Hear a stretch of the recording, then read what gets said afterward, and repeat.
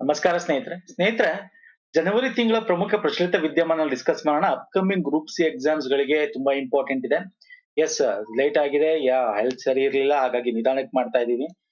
ನೋಡಿ, ಪ್ರೀವಿಯಸ್ ಮಾಡಿರ್ತಕ್ಕಂತ 2024ರ complete monthly current affairs separate playlist ಇದೆ, weekly current affairs separate playlist ಇದೆ.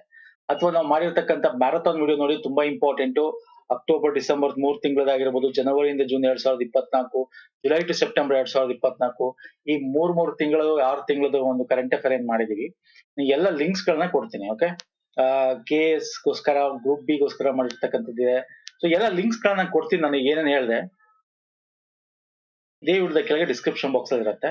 ಹಾಗೆ ನಮ್ಮ ಟೆಲಿಗ್ರಾಮ್, ಇನ್ಸ್ಟಾಗ್ರಾಮ್ ಫಾಲೋ ಮಾಡಿಲ್ಲ ಮಾಡ್ಕೊಳ್ಳಿ, ಅದರ ಲಿಂಕ್ ಕೂಡ ಇದೇ ವಿಡಿಯೋದ ಕೆಳಗೆ ಡಿಸ್ಕ್ರಿಪ್ಷನ್ ಬಾಕ್ಸ್ ಅಲ್ಲಿ ಇದೆ ಸ್ನೇಹಿತರೆ. ಓಕೆ, ಅದನ್ನೆಲ್ಲ ನೋಡ್ಕೊಳ್ಳಿ, ಎಕ್ಸಾಮ್ಸ್ಗೆ ಇಂಪಾರ್ಟೆಂಟ್ ಆಗಿರುತ್ತೆ. ಬನ್ನಿ, ನಾನು ತಡ ಮಾಡಲ್ಲ, ಡೈರೆಕ್ಟ್ ಆಗಿ ಕ್ವಶನ್ಸ್ ಬರ್ತೇನೆ.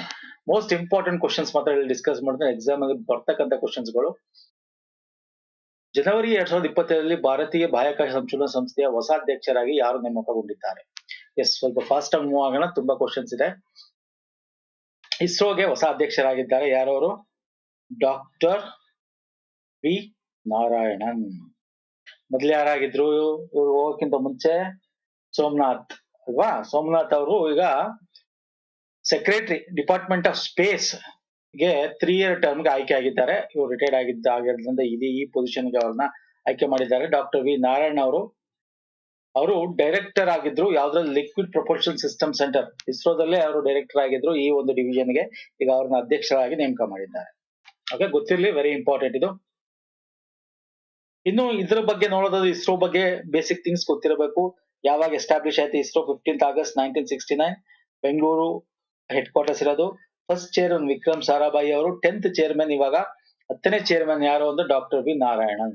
ಇವರು ಸೋಮನಾಥ್ 9ನೇ ಚೇರ್ಮನ್ ಆಗಿದ್ರು, ಅಧ್ಯಕ್ಷರಾಗಿದ್ರು, ಚೇರ್ಮನ್ ಆಗಿದ್ರು. Okay, yes sir. Next one, ಅಂತಾರಾಷ್ಟ್ರೀಯ ಶುದ್ಧ ಶಕ್ತಿಯ ದಿನವನ್ನು ಯಾವಾಗ ಆಚರಿಸಲಾಗ್ತದೆ? ದಿಸ್ ಇಸ್ 2ನೇ ವರ್ಷ ಶುದ್ಧ ಕ್ಲೀನ್ ಎನರ್ಜಿ ಡೇ ಆಗಿ ಯುನೈಟೆಡ್ ನೇಷನ್ ಡಿಕ್ಲೇರ್ ಮಾಡಿರೋದು ಜನವರಿ 26. Okay, international day of clean energy. ವಿಶ್ವಸಂಸ್ಥೆ ಇದನ್ನ ಜನವರಿ 26 ಪ್ರತಿ ವರ್ಷ ಸೆಲೆಬ್ರೇಟ್ ಮಾಡಬೇಕು ಅಂತ ಹೇಳಿದೆ. ಲಾಸ್ಟ್ ವರ್ಷದಿಂದ ಇದನ್ನ ಸೆಲೆಬ್ರೇಟ್ ಮಾಡ್ತಾ ಇದೀವಿ. This is also very important question. Environment related ಅಲ್ಲಿ ಇದನ್ನ ಕೇಳ್ತೇನೆ ಸ್ನೇಹಿತರೆ.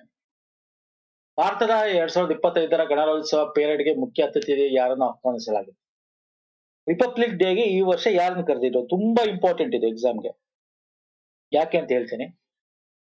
ಪ್ರಭಾವೋ ಸುಬಿಯೊಂತೋ ಅವ್ರನ್ನ ಕರೆದಿದ್ರು. ಯಾರು ಇವರು? Indonesia president. ಯಾಕೆ ಇಂಪಾರ್ಟೆಂಟು ನೋಡಿ, ರಿಪಬ್ಲಿಕ್ ಡೇಗೆ ಏನ್ ಕರಿತಾ ಇದ್ದಾರಲ್ಲ, ಪ್ರತಿ ವರ್ಷ ಒಬ್ಬೊಬ್ಬರನ್ನ ಕರೀತಾರೆ, ಒಂದೊಂದ್ಸಲ ಕರಿಯಲ್ಲ ಅಲ್ವಾ? ಇಲ್ಲಿ ಅಬ್ಸರ್ವ್ ಮಾಡಿ, ನಾವು ಈ ರಿಪಬ್ಲಿಕ್ ಡೇಗೆ ಗೆಸ್ಟ್ ಆಗಿ ಕರೆ ಸ್ಟಾರ್ಟ್ ಮಾಡಿದ್ವಲ್ಲ, ಫಸ್ಟ್ ಟೈಮ್ ಕರೆದಿದ್ ಯಾರನ್ನ? ಜವಾಹರ್ಲಾಲ್ ನೆಹರು ಪ್ರೈಮ್ ಮಿನಿಸ್ಟರ್ ಆಗಿದ್ದಾಗ ಅವಾಗಿನ ಇಂಡೋನೇಷ್ಯಾ ಪ್ರೆಸಿಡೆಂಟ್ ನ ಸುಕ್ರಾನೋ ಅವ್ರನ್ನ ಕರೆದಿದ್ರು. ಫಸ್ಟ್ ರಿಪಬ್ಲಿಕ್ ಡೇ ಗೆಸ್ಟ್ ಆಗಿ ಕರೆದಿದ್ರು. ಸೊ ಹಂಗಾಗಿ ಈ ವರ್ಷ ನಾವು ಇಂಡೋನೇಷಿಯನ್ ಪ್ರೆಸಿಡೆಂಟ್ ಅವ್ರನ್ನೇ ಕರೆದಿದ್ದೀವಿ. ಹಾಗಾಗಿ ದಿಸ್ ಇಸ್ ವೆರಿ ಇಂಪಾರ್ಟೆಂಟ್. ಹೇಳ್ಬೋದು, ಫಸ್ಟ್ ಟೈಮ್ ಕರಿತಿದೀವ? ಇಲ್ಲ, ಇದು second time. First time Jawaharlal Nehru ಕರೆದಿದ್ರು. ಓಕೆ, ಇನ್ನು ಈ ಒಂದು ಗಣರಾಜ್ಯೋತ್ಸವ ಪೇರೇಡ್ಗೆ ಬಂದ ಟ್ಯಾಬ್ಲೋ ಬಗ್ಗೆ ಕ್ವಶನ್ಸ್ ಕೇಳ್ತಾನೆ ಅಲ್ವಾ? ಯಾವ ಟ್ಯಾಬ್ಲೋ, ಯಾವ್ದಕ್ ಫಸ್ಟ್ ಪ್ರೈಸ್ ಬಂತು, ಯಾವ್ದಕ್ ಸೆಕೆಂಡ್ ಪ್ರೈಸ್ ಬಂತು, ಕರ್ನಾಟಕದಿಂದ ಯಾವ ಟ್ಯಾಬ್ಲೋ ಭಾಗವಹಿಸಿತ್ತು ಈ ಪೇರೇಡ್ ಅಲ್ಲಿ, ಅದು ಗೊತ್ತಿರಬೇಕು. ನೋಡ ಬನ್ನಿ ಏನಿದೆ ಕ್ವಶನ್. ಉತ್ತರ ಪ್ರದೇಶದ ಟ್ಯಾಬ್ಲೋ ವಿಷಯದ ಮಹಾಕುಂಭ ಸ್ವರ್ಣಿಮ್ ಭಾರತ್ ವಿರಾಸತ್ ಔರ್ ವಿಕಾಸ್ ಅತ್ಯುತ್ತಮ ಟ್ಯಾಬ್ಲೋ ಪ್ರಶಸ್ತಿ ಗೆದ್ದಿದೆ. ಆಂಧ್ರ ಪ್ರದೇಶದ ಟ್ಯಾಬ್ಲೋ ಏಟಿಕೊಪ್ಪ ಬೊಮ್ಮಲು ಪರಿಸರ ಸ್ನೇಹಿ ಮರದ ಆಟಿಕೆಗಳು 2ನೇ ಬಹುಮಾನವನ್ನು ಪಡೆದುಕೊಂಡಿದೆ. ತ್ರಿಪುರದ ಟ್ಯಾಬ್ಲೋ ಜನಜಾತಿಯ ಗೌರವ ವಿಷಯವಾಗಿದೆ. ಸ್ವಲ್ಪ ಡಿಫಿಕಲ್ಟಿ ಅನ್ಸಬಹುದು. ಎಸ್, ಇಲ್ಲಿ ಇಂಪಾರ್ಟೆಂಟ್ ಏನಕ್ಕೆ ಇದನ್ನು ತಗೊಂಡಿದೀನಿ ಅಂದ್ರೆ, ಆಂಧ್ರ ಪ್ರದೇಶದ ಟ್ಯಾಬ್ಲೋ ಏನಿದೆಯಲ್ಲ, ತ್ರಿಪುರದ ಟ್ಯಾಬ್ಲೋ, ಅದಕ್ಕೂ ಪ್ರೈಸ್ ಸಿಕ್ಕಿದೆ. ಇದು ಯಾವ ಹೇಳಿಕೆ ತಪ್ಪಾಗಿದೆ ಅಂತ ಕೇಳಿದ. ಯಾವ ಹೇಳಿಕೆ ತಪ್ಪಾಗಿದೆ ಅಂದ್ರೆ ಆಪ್ಷನ್ 2 ಮತ್ತೆ 3 ತಪ್ಪಾಗಿದೆ. ಆಪ್ಷನ್ 1 ಕರೆಕ್ಟ್ ಆಗಿದೆ. ಯಾಕೆ ತಪ್ಪಾಗಿದೆ? ತ್ರಿಪುರದ್ದು ಇದ್ದಿದ್ದು 14 ದೇವತೆಗಳ ವರ್ಷಿಪ್, ಕರಾಚಿ ಪೂಜಾ ಅಂತಕ್ಕಂಥ ಒಂದು ಟ್ಯಾಬ್ಲೋ ಇದ್ದಿದ್ದು. ಇದಕ್ಕೆ ಸೆಕೆಂಡ್ ಪ್ರೈಸ್ ಸಿಕ್ಕಿರೋದು. ಆಯ್ತಾ? ಹಂಗಾಗಿ ಇಲ್ಲಿ ಬೇರೆ ಕೊಟ್ಟಿದೆ, ಹಾಗಾಗಿ ತಪ್ಪಾಗಿದೆ. ಇದಕ್ಕೆ ಸೆಕೆಂಡ್ ಪ್ರೈಸ್. ಇದಕ್ಕೆ ಫಸ್ಟ್ ಪ್ರೈಸ್ ಉತ್ತರ ಪ್ರದೇಶಕ್ಕೆ. ಹಂಗಾಗಿ ಇದು ಸರಿ ಇದೆ. ಇಲ್ಲಿ ತಪ್ಪಾಗಿರೋದು ಯಾವ್ದು ಅಂತ ಕೇಳಿದ್ರೆ 2 and 3 ಅದಕ್ಕೆ ಹಾಕಿರೋದು.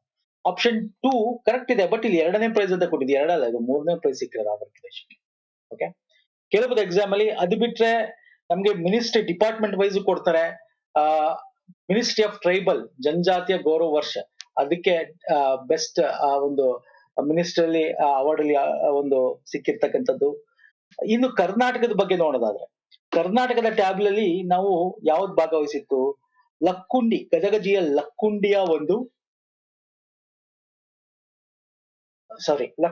ಒಂದು ಗದಗ ಜಿಲ್ಲೆಯಲ್ಲಿರ್ತಕ್ಕಂಥ ಲಕ್ಕುಂಡಿಯ ಒಂದು ಟೆಂಪಲ್, ಓಕೆ, ಬ್ರಹ್ಮ ಜಿನಾಲಯ ಟೆಂಪಲ್ ಟ್ಯಾಬ್ಲೋ ಇತ್ತು. ಅದರಲ್ಲಿ ಜೈನ ಒಂದು ಶ್ರೈನ್ ಇರ್ತಕ್ಕಂಥದ್ದು, ಮತ್ತೆ ಒಂದು ಬ್ರಹ್ಮ ಜಿನಾಲಯ ಟೆಂಪಲ್ ನ ಮಂಟಪ ಇರತಕ್ಕಂಥದ್ದು, ಕಾಶಿ ವಿಶ್ವೇಶ್ವರ ಟೆಂಪಲ್ ಇರ್ತಕ್ಕಂಥದ್ದು, ಲಾರ್ಡ್ ಶಿವ ಇರ್ತಕ್ಕಂಥ ಒಂದು ಟೆಂಪಲ್, ಇವೆಲ್ಲ ಕೂಡ ಆ ಒಂದು ಟ್ಯಾಬ್ಲೋ ಅಲ್ಲಿ ಇತ್ತು, ನಮ್ಮ ಕರ್ನಾಟಕದ ಭಾಗವಹಿಸಿದ ಟ್ಯಾಬ್ಲೋ ಅಲ್ಲಿ. ಸೊ ಅದನ್ನು ಕೂಡ ಕೇಳಬಹುದು, ಹಾಗಾಗಿ ಅದು ಕೂಡ ಕೊಟ್ಟಿದ್ದೀನಿ ಸ್ನೇಹಿತರೆ. ನೆಕ್ಸ್ಟ್ ಬರ್ತೀನಿ. ಭಾರತೀಯ ಬಾಹ್ಯಾಕಾಶ ಸಂಶೋಧನಾ ಸಂಸ್ಥೆ ಆಂಧ್ರ ಪ್ರದೇಶದ ಶ್ರೀಹರಿಕೋಟ ತನ್ನ ಹೊಸ ತಲೆಮಾರಿನ ಉಪಗ್ರಹ NVS-02 ಅನ್ನು ಯಶಸ್ವಿಯಾಗಿ ಉಡಾವಣೆ ಮಾಡಿದೆ. NVS-02 ಉಡಾವಣೆಯೊಂದಿಗೆ ಇಸ್ರೋ ಯಾವ ಮಹತ್ವದ ಮೈಲಿಗಲ್ಲು ಸಾಧಿಸಿತು? ನೋಡಿ, ಇವೆಲ್ಲ ನಾವು ವೀಕ್ಲಿ ಕರೆಂಟ್ ಅಫೇರ್ ಡಿಸ್ಕಸ್ ಮಾಡಿದ್ದೀನಿ, ತುಂಬಾ ಇಂಪಾರ್ಟೆಂಟ್ ಇಲ್ಲೂ ಕೂಡ ತಗೊಂಡಿದ್ದೀನಿ. ವೀಕ್ಲಿ ಕರೆಂಟ್ ಅಫೇರ್ ಒಂದ್ಸಲ ನೋಡ್ತೀವಿ ಸ್ನೇಹಿತರೆ. ನೇವಿಗೇಷನ್ ಸ್ಯಾಟಲೈಟ್ ಸಿಸ್ಟಮ್ ಅಂತ ಕರಿತೀವಿ, ನೇವಿಗೇಷನ್ ಸ್ಯಾಟಲೈಟ್ ಸಿಸ್ಟಮ್ 2. ಇದು ನಮ್ಮ ಇಸ್ರೋದ ಸತೀಶ್ ಧವನ್ ಬಾಹ್ಯಾಕಾಶ ಕೇಂದ್ರದಿಂದ 100ನೇ ಉಡಾವಣೆ ಆಗಿದೆ. 17ನೇ GSLV ರಾಕೆಟ್ ಮೂಲಕ, 17ನೇ GSLV ರಾಕೆಟ್, ಅದು 17th ಫ್ಲೈಟ್ ರಾಕೆಟ್ 100ನೇ ಲಾಂಚ್ ಆಗಿತ್ತು. ಇದೊಂದು ನೇವಿಗೇಷನ್ ಸ್ಯಾಟಲೈಟ್, ತುಂಬಾ ಇಂಪಾರ್ಟೆಂಟ್. ನೇವಿಗೇಷನ್ ಬಗ್ಗೆ ಕೇಳ್ತಾ ನೋಡಿ, ವೆರಿ ಇಂಪಾರ್ಟೆಂಟ್ ಸ್ನೇಹಿತರೆ. ನಿಮ್ಗೆ ಇದನ್ನ ಕೇಳಿದ್ರು, ಈಗ ನೇವಿಗೇಷನ್ ಸ್ಯಾಟಲೈಟ್ ಅಂದ್ರೆ ಏನು, ಎಷ್ಟಿದೆ, ಹಿಂಗ್ ಕೇಳ್ಬಿಡ್ತಾರೆ. ಅರ್ಥ ಆಗ್ತಿದೆಯಲ್ಲ? ಈ ನೇವಿಗೇಷನ್ ಸ್ಯಾಟಲೈಟ್ ಬಗ್ಗೆ ಮಾತಾಡೋದಾದ್ರೆ 1500 ಕಿಲೋಮೀಟರ್ ಭರತ ಖಂಡದ ಸುತ್ತಮುತ್ತ ಒಂದು ರೇಡಿಯಸ್ ಅಲ್ಲಿ ಇದು ಕವರ್ ಮಾಡುತ್ತೆ. ಈಗ ಹೆಂಗೆ ನಾವು GPS ಅಂತ ಕರಿತೀವಿ, ಹಾಗೆ ನಾವು IRNSS ಅಂತ ಕರಿತೀವಿ, ಅಥವಾ ನಾವಿಕ್ ಅಂತ ಕರಿತೀವಿ. Okay, Indian regional navigation satellite system. ಒಟ್ಟು 7 ಸ್ಯಾಟಲೈಟ್ ಇರುತ್ತೆ. ಅದ್ರಲ್ಲಿ 3 ಜಿಯೋ ಸ್ಟೇಷನರಿ ಇರುತ್ತೆ, 4 ಜಿಯೋ ಸಿಂಕ್ರೋನಸ್ ಇರುತ್ತೆ. ಇಲ್ಲಿ ನೋಡಿ, 1, 2, 3. Okay, geo stationary. Geo synchronous ಅಂದ್ರೆ ಯಾವ ಪೊಸಿಷನ್ ಅಲ್ಲಿ ನಿಂತ್ಕೊಂಡ್ರು ಕೂಡ ನಿಮಗೆ ಭೂಮಿ ಹೆಂಗ್ ತಿರುಗುತ್ತೆ, ಅದು ಕೂಡ ಅದೇ ಪೊಸಿಷನ್ ಅಲ್ಲಿ ತಿರುಗುತ್ತೆ. ಜಿಯೋ ಸಿಂಕ್ರೋನಸ್ ಗೊತ್ತಿರಬೇಕು, ಇದು ಕೂಡ ಎಕ್ಸಾಮ್ ಅಲ್ಲಿ ಕೇಳ್ತಾನೆ. ಸೊ ನೇವಿಗೇಷನ್ ಸ್ಯಾಟಲೈಟ್ ಸಿಸ್ಟಮ್ ಏನ್ ನಾವು ಲಾಂಚ್ ಮಾಡಿದೀವಿ, ಇದು ನಾವು ನೋಡಿ, ಇದೇನಂದ್ರೆ ಈ ಸ್ಯಾಟಲೈಟ್ ಗಳು ಒಂದಷ್ಟು ವರ್ಷ ಇರುತ್ತೆ, ಆಮೇಲೆ ಅದು ಒಂದು ಲೈಫ್ ಮುಗಿಯುತ್ತೆ, ಆವಾಗ ಆ ಪೊಸಿಷನ್ಗೆ ಬೇರೆ ಸ್ಯಾಟಲೈಟ್ ಮಾಡ್ತೀವಿ. ಹಾಗಾಗಿ ದಿಸ್ ಇಸ್ NVS-02 ಸ್ಯಾಟಲೈಟ್ ನಾವು ಲಾಂಚ್ ಮಾಡಿರ್ತಕ್ಕ. ಅರ್ಥ ಆಗಿದೆ ಅನ್ಕೋತೀನಿ. ಇಟ್ಸ್ ವೆರಿ ಇಂಪಾರ್ಟೆಂಟ್ ಕ್ವಶನ್ ಆಗಿರುತ್ತೆ, ಎಕ್ಸಾಮ್ ಅಲ್ಲಿ ಕೇಳ್ತಾನೆ ಸ್ನೇಹಿತರೆ. ಹೋಗೋಣ ನೆಕ್ಸ್ಟ್ ಕ್ವಶನ್ಗೆ. ಓಕೆ, 100ನೇ ಸ್ಯಾಟಲೈಟ್ ಇದು ಲಾಂಚ್ ಮಾಡಿರೋದು ಗೊತ್ತಿಲ್ಲ. ವೆಟ್ಲ್ಯಾಂಡ್ ಗಳ ಮೇಲಿನ ರಾಮ್ಸರ್ ಕನ್ವೆನ್ಷನ್ ಅಡಿಯಲ್ಲಿ ನಗರಗಳ ಉದ್ಘಾಟನಾ ವೆಟ್ಲ್ಯಾಂಡ್ ಸಿಟಿ ಮಾನ್ಯತೆ ಪಟ್ಟಿಯಲ್ಲಿ ಭಾರತೀಯ ಆಹ್ವಾನವನ್ನು ಸೇರಿಸಲಾಗಿದೆ. ನೋಡಿ, ರಾಮ್ಸರ್ ಕನ್ವೆನ್ಷನ್ ಅಲ್ಲಿ ವೆಟ್ಲ್ಯಾಂಡ್ ಸಿಟಿ ಅಕ್ರಿಡೇಷನ್ ಅಂತ ಕೊಡ್ತಾರೆ. 6 ವರ್ಷಕ್ಕೊಂದ್ಸಲ ಸೆಲೆಕ್ಟ್ ಮಾಡ್ಕೋತಾರೆ ಇದನ್ನ. ಸ್ಥಳಗಳು ನಮ್ಮ ಭಾರತದ ಮೊದಲ ನಗರಗಳಾಗಿ ಇಂದೋರ್ ಮತ್ತು ಉದಯಪುರ್ನ ಸೆಲೆಕ್ಟ್ ಮಾಡ್ಕೊಂಡಿದೀವಿ.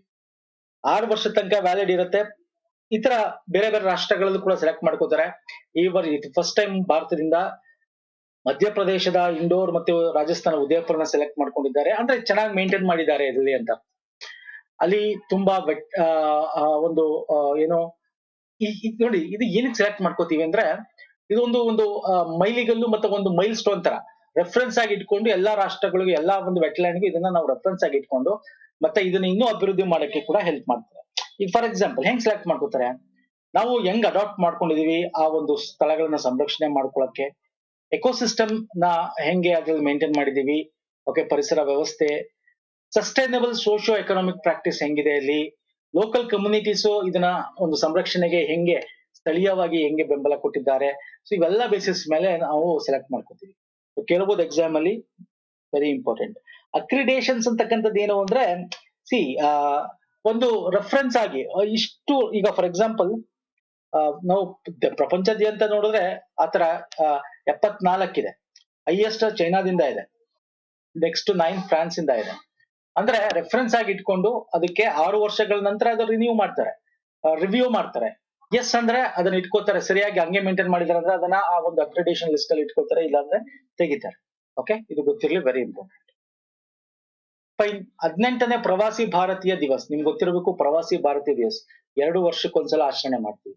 2015ರಿಂದ ನಾವು ಕಂಟಿನ್ಯೂಸ್ ಆಚರಣೆ ಮಾಡ್ಕೊಂಡ್ ಬಂದ್ವಿ. ಮೊದ್ಲು ಇತ್ತು, ಆಮೇಲೆ ಇರ್ಲಿಲ್ಲ. ಆಮೇಲೆ ಪ್ರಧಾನಮಂತ್ರಿಗಳು ಬಂದ್ಮೇಲೆ ಮೋದಿ ಅವರು 2 ವರ್ಷಕ್ಕೊಂದ್ಸಲ ಮಾಡ್ಬೇಕು ಅಂತ ಹೇಳಿ ಡಿಸೈಡ್ ಮಾಡಿ 2015ರಿಂದ ಪ್ರವಾಸ ಭಾರತೀಯ ದಿವಸ್. ನಮ್ಮ ಗಾಂಧೀಜಿ ಅವರು ಏನು ನಾವು NRI ಅಂತ ಏನ್ ಕರಿತೀವಲ್ಲ, ಹಂಗೆ NRI ಭಾರತದ ಒಂದು ಏಳಿಗೆಗೆ ಮತ್ತೆ ಭಾರತ ಮತ್ತೆ ಬೇರೆ ದೇಶದಲ್ಲಿ ಇರೋರು ಅದರ ಒಂದು ಕೋಆರ್ಡಿನೇಷನ್ಗೆ ಯಾರು ತುಂಬಾ ಹೆಲ್ಪ್ ಮಾಡಿರ್ತಾರೆ ಅಂತವ್ರಿಗೆ ಇಲ್ಲಿ ಸನ್ಮಾನ ಕೂಡ ಮಾಡ್ತಾರೆ. ಸೊ ಬನ್ನಿ ನೋಡೋಣ ಫಸ್ಟ್ ಇದೇನಿದೆ ಕ್ವಶನ್ ಅಂತ. ಈ ಸಲ ಒಡಿಶಾದಲ್ಲಿ ನಡೀತು, ಭುವನೇಶ್ವರ್ ನಗರದಲ್ಲಿ ಜನವರಿ 8ನೇ ತಾರೀಕಲ್ಲಿ 18ನೇ ಪ್ರವಾಸ ದಿವಸ. ಕೇಳ್ಬೋದು ಎಷ್ಟನೇ ಭಾರತೀಯ ಪ್ರವಾಸ ದಿವಸ ಅಂತ ಕೇಳ್ಬೋದು. 18th 18ನೇದು. ಓಕೆ, ಅದರ ಥೀಮ್ ಏನು ಅಂತ ಕೇಳ್ಬೋದು. ಏನ್ ಥೀಮು? ವಿಕಸಿತ್ ಭಾರತಕ್ಕೆ ಡಯಾಸ್ಪೋರಾ ಕೊಡುಗೆ, the diaspora's contribution to Viksit Bharat ಅಂತ. ಫೈನ್ ಸರ್, ವೆರಿ ಇಂಪಾರ್ಟೆಂಟ್ ಇದು. ಕೇಳ್ಬೋದು ಥೀಮ್ ಏನು ಅಂತ. ಫೈನ್, ನಾನು ಹೇಳಿದ್ದೀನಿ ಇದ್ರ ಬಗ್ಗೆ ಡೀಟೇಲ್ ಆಲ್ರೆಡಿ.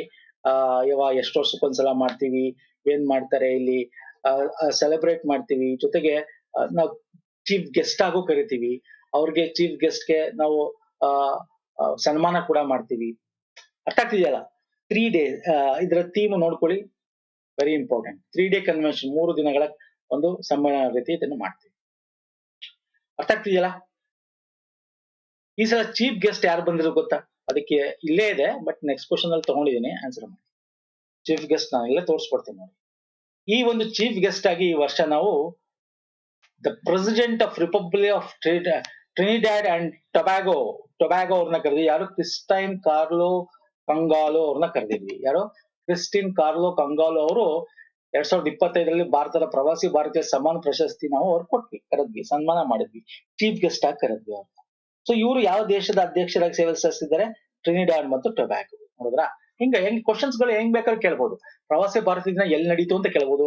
ಒಡಿಶಾದಲ್ಲಿ ನಡೀತು, ಎಷ್ಟನೇ ತಾರೀಕಿಂದ ಎಷ್ಟನೇ ತಾರೀಕು ನಡ್ಕೊಳ್ಬಹುದು. 18ನೇ ಪ್ರವಾಸಿ ಭಾರತ್ ದಿವಸ್ ಇದು. ಎಷ್ಟು ವರ್ಷಕ್ಕೊಂದ್ಸಲ ನಡೆಯುತ್ತೆ? 2 ವರ್ಷಕ್ಕೊಂದ್ಸಲ ನಡೆಯುತ್ತೆ, ಗೊತ್ತಿರ್ಬೇಕು. ಅದರ ಥೀಮ್ ಏನು ಕೇಳ್ಬೋದು. ಓಕೆ, ಚೀಫ್ ಗೆಸ್ಟ್ ಯಾರು ಬಂದಿದ್ರು ಕೇಳ್ಬೋದು. ಅವ್ರು ಯಾವ ದೇಶದವರು ಅಂತ ಕೇಳ್ಬೋದು. ಕ್ರಿಸ್ಟಿಯನ್ ಕಾರ್ಲಾ ಕಂಗಾಲೋ ಅವರು ಬಂದಿದ್ರು, ಅವ್ರು ಯಾವ ದೇಶದ ಅಧ್ಯಕ್ಷರು ಅಂತ ಕೇಳ್ಬೋದು. ಅರ್ಥ ಆಗ್ತಿದ್ಯಾ? ಎಸ್. ಸೊ ನಾನು ತುಂಬಾ ಇನ್ನೂ ಡೀಟೇಲ್ ಇದೆ, ನೀವು ಎನಿವೇಸ್ ನಾನು PDF ಕೊಡ್ತೀನಿ ನಮ್ಮ ಟೆಲಿಗ್ರಾಮ್ ಚಾನಲ್ ನೋಡ್ಕೊಳ್ಳಿ. ನಾನು ತುಂಬಾ ಡೀಟೇಲ್ ಆಗಿ ಹೋಗಕ್ ಹೋಗಲ್ಲ. ಓಕೆ, ನೆಕ್ಸ್ಟ್ ಉತ್ತರಾಖಂಡದ ಡೆಹ್ರಾಡೂನ್ನಲ್ಲಿ 38ನೇ ರಾಷ್ಟ್ರೀಯ ಕ್ರೀಡಾಕೂಟ ಪ್ರಧಾನಮಂತ್ರಿ ಉದ್ಘಾಟಿಸಿದ್ರು. ಇಲ್ಲಿ ಮೊದಲ ಬಾರಿಗೆ ರಾಷ್ಟ್ರೀಯ ಕ್ರೀಡಾಕೂಟ ಇದು 38ನೇ national games, 38th national games ಇದು. ಓಕೆ, 2 ಹೊಸ ಕ್ರೀಡೆನ ಸೇರ್ಪಡೆ ಮಾಡ್ತೀವಿ. ಯಾವುದು? ಎಲ್ಲಿ ನಡೀತಿದ್ದು? ಉತ್ತರಾಖಂಡದಲ್ಲಿ ನಡೀತು. ಯೋಗ ಮತ್ತು ಮಲ್ಲಕಂಬ, ವೆರಿ ಇಂಪಾರ್ಟೆಂಟ್ ಸ್ನೇಹಿತರೆ. ಇದರಲ್ಲಿ 35 ಸ್ಪೋರ್ಟ್ಸ್ ಗಳು ಇದು ಇದರಲ್ಲಿ. ಮತ್ತೆ ಇದರ ಒಂದು ಈ ವರ್ಷದ ಥೀಮ್ ಏನು ಅಂತ ಕೇಳಬಹುದು. ಗ್ರೀನ್ ಗೇಮ್ಸ್ ಅಂತ, ಉತ್ತರಾಖಂಡದಲ್ಲಿ ನಡೆದಿರ್ತಕ್ಕಂಥದ್ದು ಗ್ರೀನ್ ಗೇಮ್ಸ್ ಅಂತ. ಇನ್ನೂ ಡೀಟೇಲ್ ಕೊಡ್ತೀನಿ ನಾನು ನಿಮ್ಗೆ. ಯೋಗ ಮಲ್ಲಕಂಬನ ಹೊಸದಾಗಿ ಸೇರಿದ್ದು ಡೆಹ್ರಾಡೂನ್ ಉತ್ತರಾಖಂಡದಲ್ಲಿ ನಡೀತು. Green games theme. ಮಸ್ಕಟ್ ಇಲ್ಲಿದೆ, ಮೌಲಿ ಅಂತಕ್ಕಂಥ ಮಸ್ಕಟ್ ಉತ್ತರಾಖಂಡದ ಸ್ಟೇಟ್ ಬರ್ಡ್ ಮೊನಾಲಾ ಅಂತಿದೆಯಲ್ಲ, ಅದರ ಒಂದು ಇನ್ಸ್ಪಿರೇಷನ್ ಅಲ್ಲಿ ಮೌಲಿ ಅಂತಕ್ಕಂಥ ಒಂದು ಮಸ್ಕಟ್ ನ ಅದನ್ನ ಮಾಡಿರ್ತಕ್ಕಂಥದ್ದು. ಅದರಲ್ಲಿ ಫಸ್ಟ್ ಟಾರ್ಚ್ ಬಿಯರ್ ಉದ್ಘಾಟನಾ ಲಕ್ಷ್ಯ ಸೇನ್ ಅದನ್ನ ಇಟ್ಕೊಂಡಿದ್ರು. Very important. ಇಲ್ಲಿ ಇನ್ನೊಂದೇನು ಅಂತಂದ್ರೆ ಅದರ ಒಂದು ಟೇಬಲ್ ಕೇಳ್ತಾನೆ. ಯಾರು ಎಷ್ಟು ಫಸ್ಟ್ ಒಂದು ಮೆಡಲ್ ಟ್ಯಾಲಿ ಅಂತ ಕರಿತೀವಿ. ಯಾರು ಫಸ್ಟ್ ಇದ್ರಲ್ಲಿ ಕರ್ನಾಟಕ ಯಾವ ಸ್ಥಾನದಲ್ಲಿತ್ತು? ಆಲ್ಮೋಸ್ಟ್ ಕರ್ನಾಟಕ ಸೆಕೆಂಡ್ ಇದ್ರಲ್ಲೇ ಇತ್ತು ಸ್ನೇಹಿತರೆ. ಬಟ್ ಒಂದು ಈ ಕ್ರೀಡಾಕೂಟ ಮುಗಿಯಷ್ಟಲ್ಲಿ ಕರ್ನಾಟಕ 5ನೇ ಸ್ಥಾನಕ್ಕೆ ಬಂತು. ಒಟ್ಟು 80 ಮೆಡಲ್ ತಗೊಂಡಿತ್ತು. Gold 34, silver 18, 28 bronze. Services first ಒಂದು ಬಂದಿತ್ತು, 121 ಮೆಡಲ್ ತಗೊಂಡಿತ್ತು. ಸೆಕೆಂಡ್ ಮಹಾರಾಷ್ಟ್ರ, ಹರಿಯಾಣ 3, ಮಧ್ಯಪ್ರದೇಶ 4, ಕರ್ನಾಟಕ 5ನೇ ಸ್ಥಾನದಲ್ಲಿ. ಓಕೆ, ಸೊ ಗೊತ್ತಿರಲಿ, ವೆರಿ ಇಂಪಾರ್ಟೆಂಟ್. ಏನ್ ಬೇಕಾದ್ರೆ ಕೇಳಬಹುದು ಇದು ಎಕ್ಸಾಮ್ ಅಲ್ಲಿ. ಎಲ್ಲಿ ನಡೀತು, ಮತ್ತೆ ಯಾವ್ದು ಹೊಸದಾಗಿ ಸೇರ್ಪಡೆಗಳು, ಯೋಗ ಮತ್ತು ಮಲ್ಲಕಂಬ, ಮತ್ತೆ ಇದರ ಒಂದು ಮಸ್ಕಟ್ ಹೆಸರೇನು, ಥೀಮ್ ಏನು, ಮತ್ತೆ ಕರ್ನಾಟಕ ಎಷ್ಟು ಮೆಡಲ್ ಗೆಲ್ತು, ಎಷ್ಟೇ ಸ್ಥಾನದಲ್ಲಿ ಇತ್ತು, ಮೆಡಲ್ ಟ್ಯಾಲಿ, ಏನ್ ಬೇಕಾದ್ರೆ ಕೇಳ್ಬೋದು exam. World Health Organisation malaria ಮುಕ್ತ ಎಂದು ಪ್ರಮಾಣೀಕರಿಸಿದ ವಿಶ್ವದ ಡ್ಯಾಶ್ ದೇಶ ಜಾರ್ಜಿಯಾ ಆಗಿದೆ. ನೋಡಿ, ಪ್ರಪಂಚದಲ್ಲಿ ಜಾರ್ಜಿಯಾ 45ನೇ ದೇಶ, ಮಲೇರಿಯಾ ಮುಕ್ತ ದೇಶ ಅಂತ ವರ್ಲ್ಡ್ ಹೆಲ್ತ್ ಆರ್ಗನೈಸೇಷನ್ ಘೋಷಣೆ ಮಾಡಿದೆ. ತುಂಬಾ ಡೀಟೇಲ್ ಹೋಗಕ್ ಹೋಗಲ್ಲ ಇದು. ಅಗೇನ್ ಜಾರ್ಜಿಯಾ ಬಗ್ಗೆ ಕೇಳೋದಾದ್ರೆ ಕ್ಯಾಪಿಟಲ್ ಏನು ಅಂತ ಕೇಳ್ಬೋದು, TBCA ಮತ್ತೆ ಕರೆನ್ಸಿ ಏನು ಅಂತ ಕೇಳ್ಬೋದು. ಸೊ ನೋಡ್ಕೊಳ್ಳಿ, ಇಲ್ಲಿ ಲಿಸ್ಟ್ ಅಲ್ಲಿ ಕೊಟ್ಟಿದ್ದೀನಿ ಸ್ನೇಹಿತರೆ. ನೆಕ್ಸ್ಟ್, ಭಾರತೀಯ ರಾಜ್ಯಗಳ ಹಣಕಾಸಿನ ಆರೋಗ್ಯವನ್ನು ನಿರ್ಣಯಿಸುವ ಮತ್ತು ಸುಧಾರಿಸುವ ಗುರಿಯೊಂದಿಗೆ ನೀತಿ ಆಯೋಗ ಹೊಸ ದೆಹಲಿಯಲ್ಲಿ ಹಣಕಾಸಿನ ಆರೋಗ್ಯ ಸೂಚ್ಯಂಕ ಉದ್ಘಾಟನಾ ಆವೃತ್ತಿನ ಅನಾವರಣಗೊಳಿಸಿದೆ. ನೋಡಿ, ಫಿಸಿಕಲ್ ಹೆಲ್ತ್ ಇಂಡೆಕ್ಸ್ ಅಂತ. ಫಿಸಿಕಲ್ ಹಣಕಾಸಿನ ಅಂದ್ರೆ ಹಣಕಾಸಲ್ಲ, ಹಣಕಾಸಿನ ಆರೋಗ್ಯ ಅಂದ್ರೆ ಹಣಕಾಸನ್ನ ಹೆಂಗೆ ಮೇಂಟೈನ್, ಸುಸ್ಥಿರ ಸಾಲವನ್ನ ಹೆಂಗೆ ಮಾಡಿದ್ದೀರಿ, ಹೆಂಗೆ ನೀವು ಸಾಲಗಳನ್ನ ಮೇಂಟೈನ್ ಮಾಡಿದ್ದೀರಿ, ಹಣಕಾಸಿನ ಖರ್ಚನ್ನ ಹೆಂಗ್ ಮೇಂಟೈನ್ ಮಾಡಿದ್ದೀರಿ, ಸೊ ವ್ಯವಸ್ಥೆಗಳ ಹೆಂಗಿದೆ, ಅದ್ರ ಮೇಲೆ ರ್ಯಾಂಕ್ ಕೊಡ್ತಾ ಹೋಗ್ತಾರೆ. ಓಕೆ, ಇದರಲ್ಲಿ ಮೊದಲ ರ್ಯಾಂಕ್ ಪಡೆದಿರ್ತಕ್ಕಂಥದ್ದು ಯಾವುದು ಅಂದ್ರೆ ಒಡಿಶಾ. ಒಡಿಶಾ ಫಸ್ಟ್ ರ್ಯಾಂಕ್ ಪಡೆದಿದೆ. ಕರ್ನಾಟಕ ಎಷ್ಟನೇ ಸ್ಥಾನದಲ್ಲಿದೆ ಹೇಳ್ತೀರಾ? ಇಲ್ಲಿ ಹೇಳ್ತಾರೆ, Odisha is emerge top performance 67.8. ಅಲ್ಲಿ revenue mobilisation, physical prudence, debt index, ಕರ್ನಾಟಕದ ಬಗ್ಗೆನೂ ಹೇಳ್ತಾರೆ ಇಲ್ಲಿ. While states like Karnataka faces challenges in expenditure management, debt sustainability. ಈ ಒಂದು ಸಾಲಗಳನ್ನ ಒಂದು ಸುಸ್ಥಿರವಾಗಿ ಮಾಡೋದ್ರಲ್ಲಿ ಮ್ಯಾನೇಜ್ಮೆಂಟ್ ಮಾಡಿ ಸ್ವಲ್ಪ ಕರ್ನಾಟಕ ಹಿಂದುಳಿದಿದೆ ಅನ್ನೋದು ಕೂಡ ಹೇಳ್ತಾರೆ. ಯಾಕಂದ್ರೆ ಬಿಕಾಸ್ ಆಫ್ ಫ್ರೀ ಅದು ಇದೆಲ್ಲ ಕೊಟ್ಟಿರೋದ್ರಿಂದ ಅಭಿವೃದ್ಧಿಗಳಾಗ್ತಾ ಇಲ್ಲ, ಮತ್ತೆ ಸಾಲಗಳು ಇದಾಗ್ತಾ ಇದೆ ಅಂತ ಬಗ್ಗೆ ಹೇಳ್ತಾರೆ. ಇಲ್ಲಿ ಕೊಟ್ಟಿದ್ದೀನಿ ನೋಡ್ಕೊಳ್ಳಿ, ಟಾಪ್ 5 ಒಂದು ರಾಜ್ಯಗಳು, ಬಾಟಮ್ 5 ರಾಜ್ಯಗಳು ಕೊಟ್ಟಿದ್ದೀನಿ. ಕರ್ನಾಟಕ 10ನೇ ಸ್ಥಾನದಲ್ಲಿ ಬರುತ್ತೆ. ಕರ್ನಾಟಕ 10ನೇ ಸ್ಥಾನದಲ್ಲಿ ಬರುತ್ತೆ. First Odisha, second Chhattisgarh, Goa, Jharkhand, Gujarat. Okay, top 5 ಅಲ್ಲಿ ಬರ್ತಕ್ಕಂಥದ್ದು. ಫೈನ್ ಸರ್, ನೆಕ್ಸ್ಟ್ ಹೋಗೋಣ ಬನ್ನಿ. ಈ ಕೆಲವು ಯಾವ್ದು 2025ರಲ್ಲಿ ಪದ್ಮ ಪ್ರಶಸ್ತಿಗಳ ವಿತರಣೆಯನ್ನು ಸರಿಯಾಗಿ ವಿವರಿಸುತ್ತಾರೆ. ಟೋಟಲ್ ಪದ್ಮ ಅವಾರ್ಡ್ಸ್ ನಿಮ್ಗೆ ಗೊತ್ತಿದೆ, ಗಣರಾಜ್ಯೋತ್ಸವ ಕೊಡ್ತಾರೆ. ಎಷ್ಟು ಕೊಟ್ರು? ಎಕ್ಸಾಮ್ ಅಲ್ಲಿ ಹಿಂಗೆ ಕೇಳ್ಬೋದು. ಒಂದು, ನಿಮಗೆ ಏನ್ ತಿಳ್ಕೋಬೇಕು ಅಂದ್ರೆ ಪದ್ಮ ವಿಭೂಷಣ ಯಾರು ಕೊಟ್ಟಿದ್ದಾರೆ, ಪದ್ಮ ವಿಭೂಷಣ ಯಾರು ಕೊಟ್ಟಿದ್ದಾರೆ. ಯಾಕಂದ್ರೆ 7 ಕೊಟ್ಟಿದ್ದಾರೆ, ಈಸಿಯಾಗಿ ಅದನ್ನ ಕೇಳಬಹುದು. ಒಂದು, ಟೋಟಲ್ ಎಷ್ಟು ಕೊಟ್ಟಿದ್ದಾರೆ? 7 ಪದ್ಮ ವಿಭೂಷಣ, 19 ಪದ್ಮಭೂಷಣ, 13 ಪದ್ಮ ಪ್ರಶಸ್ತಿ ಕೊಟ್ಟಿದ್ದಾರೆ. ಒಂದು, ನಿಮ್ಗೆ ಎಕ್ಸಾಮ್ ಅಲ್ಲಿ ಏನ್ ಕೇಳ್ತಾರೆ, ಈ 7 ಜನ ಯಾರ್ಯಾರು ಅದನ್ನು ನೋಡ್ಕೋಬೇಕಾಗತ್ತೆ. ಒಂದು, ಇದು ಬಿಟ್ರೆ ನಿಮ್ಗೆ ಕರ್ನಾಟಕದಿಂದ ಎಷ್ಟು ಜನ ಕೊಟ್ಟಿದ್ದಾರೆ ಇಷ್ಟು ನೋಡ್ಕೊಳ್ಳಿ ಸಾಕು. ನಮಗೆ ಕರ್ನಾಟಕ ರಿಲೇಟೆಡ್ ಎಕ್ಸಾಮ್ಸ್ಗೆ ಇಷ್ಟೇ ಕೇಳೋದು. ಈ 7 ಪದ್ಮ ವಿಭೂಷಣದಲ್ಲಿ ನೋಡೋದಾದ್ರೆ, ಕರ್ನಾಟಕದವರು ಒಬ್ಬರಿದ್ದಾರೆ, ಶ್ರೀ ಲಕ್ಷ್ಮೀನಾರಾಯಣ ಸುಬ್ರಹ್ಮಣ್ಯ ಅಂತ, ವಯೋಲಿನ್ ಆರ್ಟಿಸ್ಟ್, ಕಲೆ ಅಡಿಯಲ್ಲಿ ವಯೋಲಿನ್ ಆರ್ಟಿಸ್ಟ್ ಅವರು ಕರ್ನಾಟಕದವ್ರಿಗೆ ಸಿಕ್ಕಿರುತ್ತೆ. ಇನ್ನು ಮಿಕ್ಕಿದವ್ರು ಎಷ್ಟು ಕೊಟ್ಟಿ ನೋಡ್ಕೊಳ್ಳಿ. ಇನ್ನು ಕರ್ನಾಟಕದವ್ರದ್ದು very important. Total Padma Vibhushan ಒಬ್ರಿಗೆ ಸಿಕ್ಕಿದೆ, ಪದ್ಮ ಭೂಷಣ ಇಬ್ರಿಗೆ ಸಿಕ್ಕಿದೆ. ನೋಡಿ, ಪದ್ಮ ವಿಭೂಷಣ ಒಬ್ರಿಗೆ ಸಿಕ್ಕಿದೆ, ಪದ್ಮಭೂಷಣ ಇಬ್ರಿಗೆ ಸಿಕ್ಕಿದೆ, ಅನಂತ್ ನಾಗ್ ಅವ್ರಿಗೆ ಮತ್ತೆ ಎ ಸೂರ್ಯ ಪ್ರಕಾಶನ್ ಅವ್ರಿಗೆ. ಈ is a journalist, political journalist. Padma Bhushan ಸಿಕ್ಕಿದೆ. ಪದ್ಮ ವಿಭೂಷಣ ಒಬ್ರಿಗೆ, ಪದ್ಮಭೂಷಣ ಇಬ್ರಿಗೆ ಸಿಕ್ಕಿದೆ. ಒಟ್ಟು 9 ಜನಕ್ಕೆ ಸಿಕ್ಕಿದೆ. 9 ಜನಕ್ಕೆ ಸಿಕ್ಕಿದೆ ಟೋಟಲ್. ಇದ್ರಲ್ಲಿ 3 ಜನ ಇವರು, ಇನ್ನು 6 ಜನ ಪದ್ಮಶ್ರೀ ಸಿಕ್ಕಿದೆ. ಯಾರ್ಯಾರು ಅವರು ಪದ್ಮಶ್ರೀ? ಭೀಮವ್ವ ದೊಡ್ಡಬಲ್ಲಪ್ಪ ಶಿಲೇಕ್ಯಾತರ ಅಂತ, ಅಂದ್ರೆ ಅವರು ತೊಗಲುಗೊಂಬೆ ಆಟ, ಪುಪ್ಪೆಟ್ರಿ ಅಂತ ಕರಿತೀವಿ, ಅದನ್ನ ಮಾಡ್ತಕ್ಕಂತ ಆರ್ಟಿಸ್ಟ್. ಹಾಸನ್ ರಘು ಸಿನಿಮಾ ಅಡಿಯಲ್ಲಿ ಸಿಕ್ಕಿದೆ. ಪ್ರಶಾಂತ್ ಪ್ರಕಾಶ್ ಅಂತಕ್ಕಂಥದ್ದು ಸ್ಟಾರ್ಟ್ಅಪ್ ಎಕೋಸಿಸ್ಟಮ್ ನ ಅಡಿಯಲ್ಲಿ ಅವ್ರಿಗೆ ಸಿಕ್ಕಿದೆ. ಮತ್ತೆ ರಿಕಿ ಕೇಜ್ ಅಂತ ಮ್ಯೂಸಿಕ್, ಇವ್ರಿಗೆ 3 ಸರಿ Grammy winner music composer award ಸಿಕ್ಕಿದೆ. ಹಾಗಾಗಿ ಇವ್ರಿಗೂ ಕೂಡ ಪದ್ಮಶ್ರೀ ಪ್ರಶಸ್ತಿ ಕೊಟ್ಟಿದ್ದಾರೆ. ವೆಂಕಪ್ಪ ಅಂಬಾಜಿ ಸುಗತೇಕರ್ ಅಂತ, ಇವರು ಜನಪದ ಆಟಗಾರರು. ಓಕೆ, ಗೊಂದಾಲಿ ಫ್ಲೋಕ್ ಅಂತ ಬರುತ್ತೆ ಜನಪದ, ಅದರ ಬಗ್ಗೆ ಇವರು ಅಡಿಯಲ್ಲಿ ಇವ್ರಿಗೆ ಸಿಕ್ಕಿದೆ. ಅದು ಬಿಟ್ರೆ Vijayalakshmi Deshmane, medicine oncologist, cancer ಸಂಬಂಧಪಟ್ಟಂತೆ ಇವರು ಏನು ಸ್ಪೆಷಲಿಸ್ಟ್, ಇವ್ರಿಗೆ ಕೂಡ ಸಿಕ್ಕಿದೆ. ಸೊ ಒಟ್ಟು 9 ಜನಕ್ಕೆ ಸಿಕ್ಕಿದೆ. 6 ಜನ ಪದ್ಮ, ಇಬ್ಬರಿಗೆ ಪದ್ಮಭೂಷಣ, ಒಬ್ಬರಿಗೆ ಪದ್ಮವಿಭೂಷಣ. ಕರ್ನಾಟಕದವರಿಗೆ ನಾನು ಹೇಳ್ತಾ ಇದ್ದೀನಿ. ನೋಡ್ಕೋಬೇಕಿದ್ದನ್ನ ಎಕ್ಸಾಮ್ ಅಲ್ಲಿ ಕೇಳುವಂತ ಚಾನ್ಸಸ್ ಇರುತ್ತೆ. ಮತ್ತೆ ಯಾವ ಕ್ಯಾಟಗರಿ ಅಂತ ಒಂದು ಬರೆಯೋದು ಕೊಟ್ಬಿಡ್ತಾರೆ. ನೆಕ್ಸ್ಟ್, 2030ರ ವೇಳೆಗೆ ಭೌಗೋಳಿಕ ಸೂಚ್ಯಂಕ ಟ್ಯಾಗ್ ಗಳನ್ನು ಭಾರತ ಸರ್ಕಾರ ನಿಗದಿಪಡಿಸಿದ ಗುರಿ ಏನು? 2030ಕ್ಕೆ ನಾವು ಇಷ್ಟು GI ಟ್ಯಾಗ್ ಕೊಡಬೇಕು, ಟೋಟಲ್ ಇಷ್ಟ ಆಗ್ಬೇಕು ಅಂತ ಹೇಳಿದ್ದಾರೆ. ಎಷ್ಟು? 10,000 GI ಟ್ಯಾಗ್ಗಳು. ಓಕೆ, 10,000 GI ಟ್ಯಾಗ್ಗಳು ಹಾಕ್ಬೇಕು ಅಂತ ಹೇಳಿದ್ದಾರೆ ನಮ್ಮ department of industry and trade ಅಡಿಯಲ್ಲಿ. ಇದುವರೆಗೂ ಎಷ್ಟು GI ಟ್ಯಾಗ್ ಕೊಟ್ಟಿರ್ಬೇಕು? ಎಷ್ಟು GI ಟ್ಯಾಗ್? 605 ಅಂತ ಹೇಳ್ತಾ ಇದ್ದಾರಪ್ಪ. 10,000 ನಾವು 2030 ಮಾಡ್ಬೇಕು. ಇದುವರೆಗೂ 605 Indian products are bin issue till date ಅಂತ ಕೊಟ್ಟಿದ್ದಾರೆ. ಓಕೆ, ಫಸ್ಟ್ GI ಟ್ಯಾಗ್ ಯಾವ್ದು ಕೊಟ್ಟಿದ್ದು? ಡಾರ್ಜಿಲಿಂಗ್ ಟೀಗೆ ಕೊಟ್ಟಿದ್ದು. ಮತ್ತೆ GI ಟ್ಯಾಗ್ 10 ವರ್ಷಕ್ಕೆ ಒಂದ್ಸಲ ನೋಡಿ, ಇದು ಮೊನ್ನೆ ಕೂಡ ಎಕ್ಸಾಮ್ ಅಲ್ಲಿ ಕೇಳಿದ, ಅದಕ್ಕೆ ಈ ಕ್ವಶನ್ ತಗೊಂಡಿದ್ದ. GI ಟ್ಯಾಗ್ ನ ರಿನ್ಯೂ ಮಾಡ್ತೀವಿ. ಓಕೆ, 10 ವರ್ಷ ಅದರ ವ್ಯಾಲಿಡಿಟಿ ಇರುತ್ತೆ. 10 ವರ್ಷದ ರಿನ್ಯೂ ಮಾಡ್ತಾರೆ, ಅದನ್ನ ಪುನಃ ಅದನ್ನ ನೋಡ್ತಾರೆ. ಎಸ್ ಅಂದ್ರೆ ಕೊಡ್ತಾರೆ ಅಥವಾ ಅದನ್ನ ತೆಗಿಲೂಬಹುದು. ಓಕೆ, 10 ಇಯರ್ ರಿನ್ಯೂ ಟೈಮ್ ಇರುತ್ತೆ ಅದಕ್ಕೆ. ನೆಕ್ಸ್ಟ್, ಡೊನಾಲ್ಡ್ ಟ್ರಂಪ್ 2ನೇ ಅವಧಿ ಅಧ್ಯಕ್ಷರಾಗಿ ಯುನೈಟೆಡ್ ಸ್ಟೇಟ್ಸ್ ನಲ್ಲೇ ಆದಾಗ ಯಾವ ಅಂತಾರಾಷ್ಟ್ರೀಯ ಒಪ್ಪಂದದಿಂದ ಹಿಂದೆ ಸರಿಯಲು ನಿರ್ಧರಿಸಿತು? ನೋಡಿ, ಈ ಡೊನಾಲ್ಡ್ ಟ್ರಂಪ್ ಇದೆಲ್ಲ ಸ್ವಲ್ಪ ತಲಾಟೆ ಜಾಸ್ತಿ. ಅವರು ಫಸ್ಟ್ ಟೈಮ್ ಆದಾಗ್ಲೂ ಕೂಡ ಈ ಒಂದು ಪ್ಯಾರಿಸ್ ಅಗ್ರಿಮೆಂಟ್ ಇಂದ ಹಿಂದೆ ಸರಿದಿದ್ರು.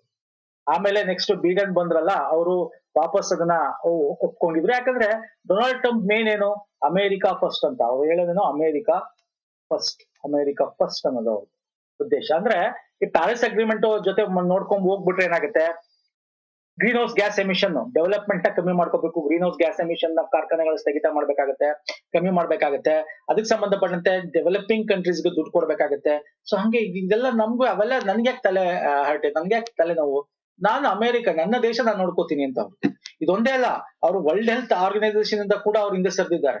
United State president Donald Trump signed an executive order to withdraw from the WHO. ಯಾಕೆ ಅಂದ್ರೆ WHO ಕರೆಕ್ಟ್ ಆಗಿ ಮೇಂಟೈನ್ ಮಾಡಿಲ್ಲ ಪ್ಯಾಂಡಮಿಕ್ COVID-19 ಟೈಮ್ ಅಲ್ಲಿ. ಅವರು ಓಕೆ ಕರೆಕ್ಟ್ ಆಗಿ ಅದನ್ನ ಡೆಮಾನ್ಸ್ಟ್ರೇಟ್ ಮಾಡ್ಲಿಲ್ಲ, ಕರೆಕ್ಟ್ ಆಗಿ ಅದನ್ನ ಇಂಪ್ಲಿಮೆಂಟ್ ಮಾಡ್ಲಿಲ್ಲ, ಕರೆಕ್ಟ್ ಆಗಿ ಅದ್ರ ಏನ್ ಮಾಡ್ಬೇಕು ಅದನ್ನ ಮಾಡ್ಲಿಲ್ಲ ಅಂತ.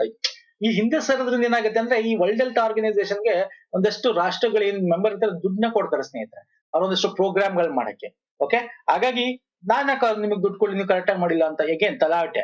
ಓಕೆ ಟ್ರಂಪ್ ಅದರಿಂದ ಕೂಡ ಅಂದ್ರೆ ಈ ತಲಾಟೆ ಅಂದ್ರೆ ಇನ್ ದ ಸೆನ್ಸ್ ಅವರು ಪ್ರಪಂಚದ ಬೆಳವಣಿಗೆ ನೋಡಲ್ಲ, ಅವರು ನನ್ನ ದೇಶದ ನನ್ನ ಬೆಳವಣಿಗೆ ನೋಡ್ತಾರೆ ಅವರು. ಹಾಗಾಗಿ ಅಮೆರಿಕ ಫಸ್ಟ್ ಅಂತ. ಎಸ್ ಒಂದ್ ರೀತಿ ಅದು ಕೂಡ ಸರಿ ಅನ್ಬೋದು, ಅವ್ರ ದೇಶ ಹಂಗೆ ನಾವು ನಮ್ ದೇಶ ನೋಡ್ಕೋಬೇಕು. ಹಂಗೆ ಎಲ್ಲಾ ದೇಶ ಅವ್ರವ್ರ ದೇಶ ನೋಡಕ್ ಹೋದ್ರೆ ಏನಾಗುತ್ತೆ, ಭೂಮಿ ನಾಶ ಆಗುತ್ತೆ, ಅದು ಕೂಡ ಇಂಪಾರ್ಟೆಂಟ್ ಆಗುತ್ತೆ.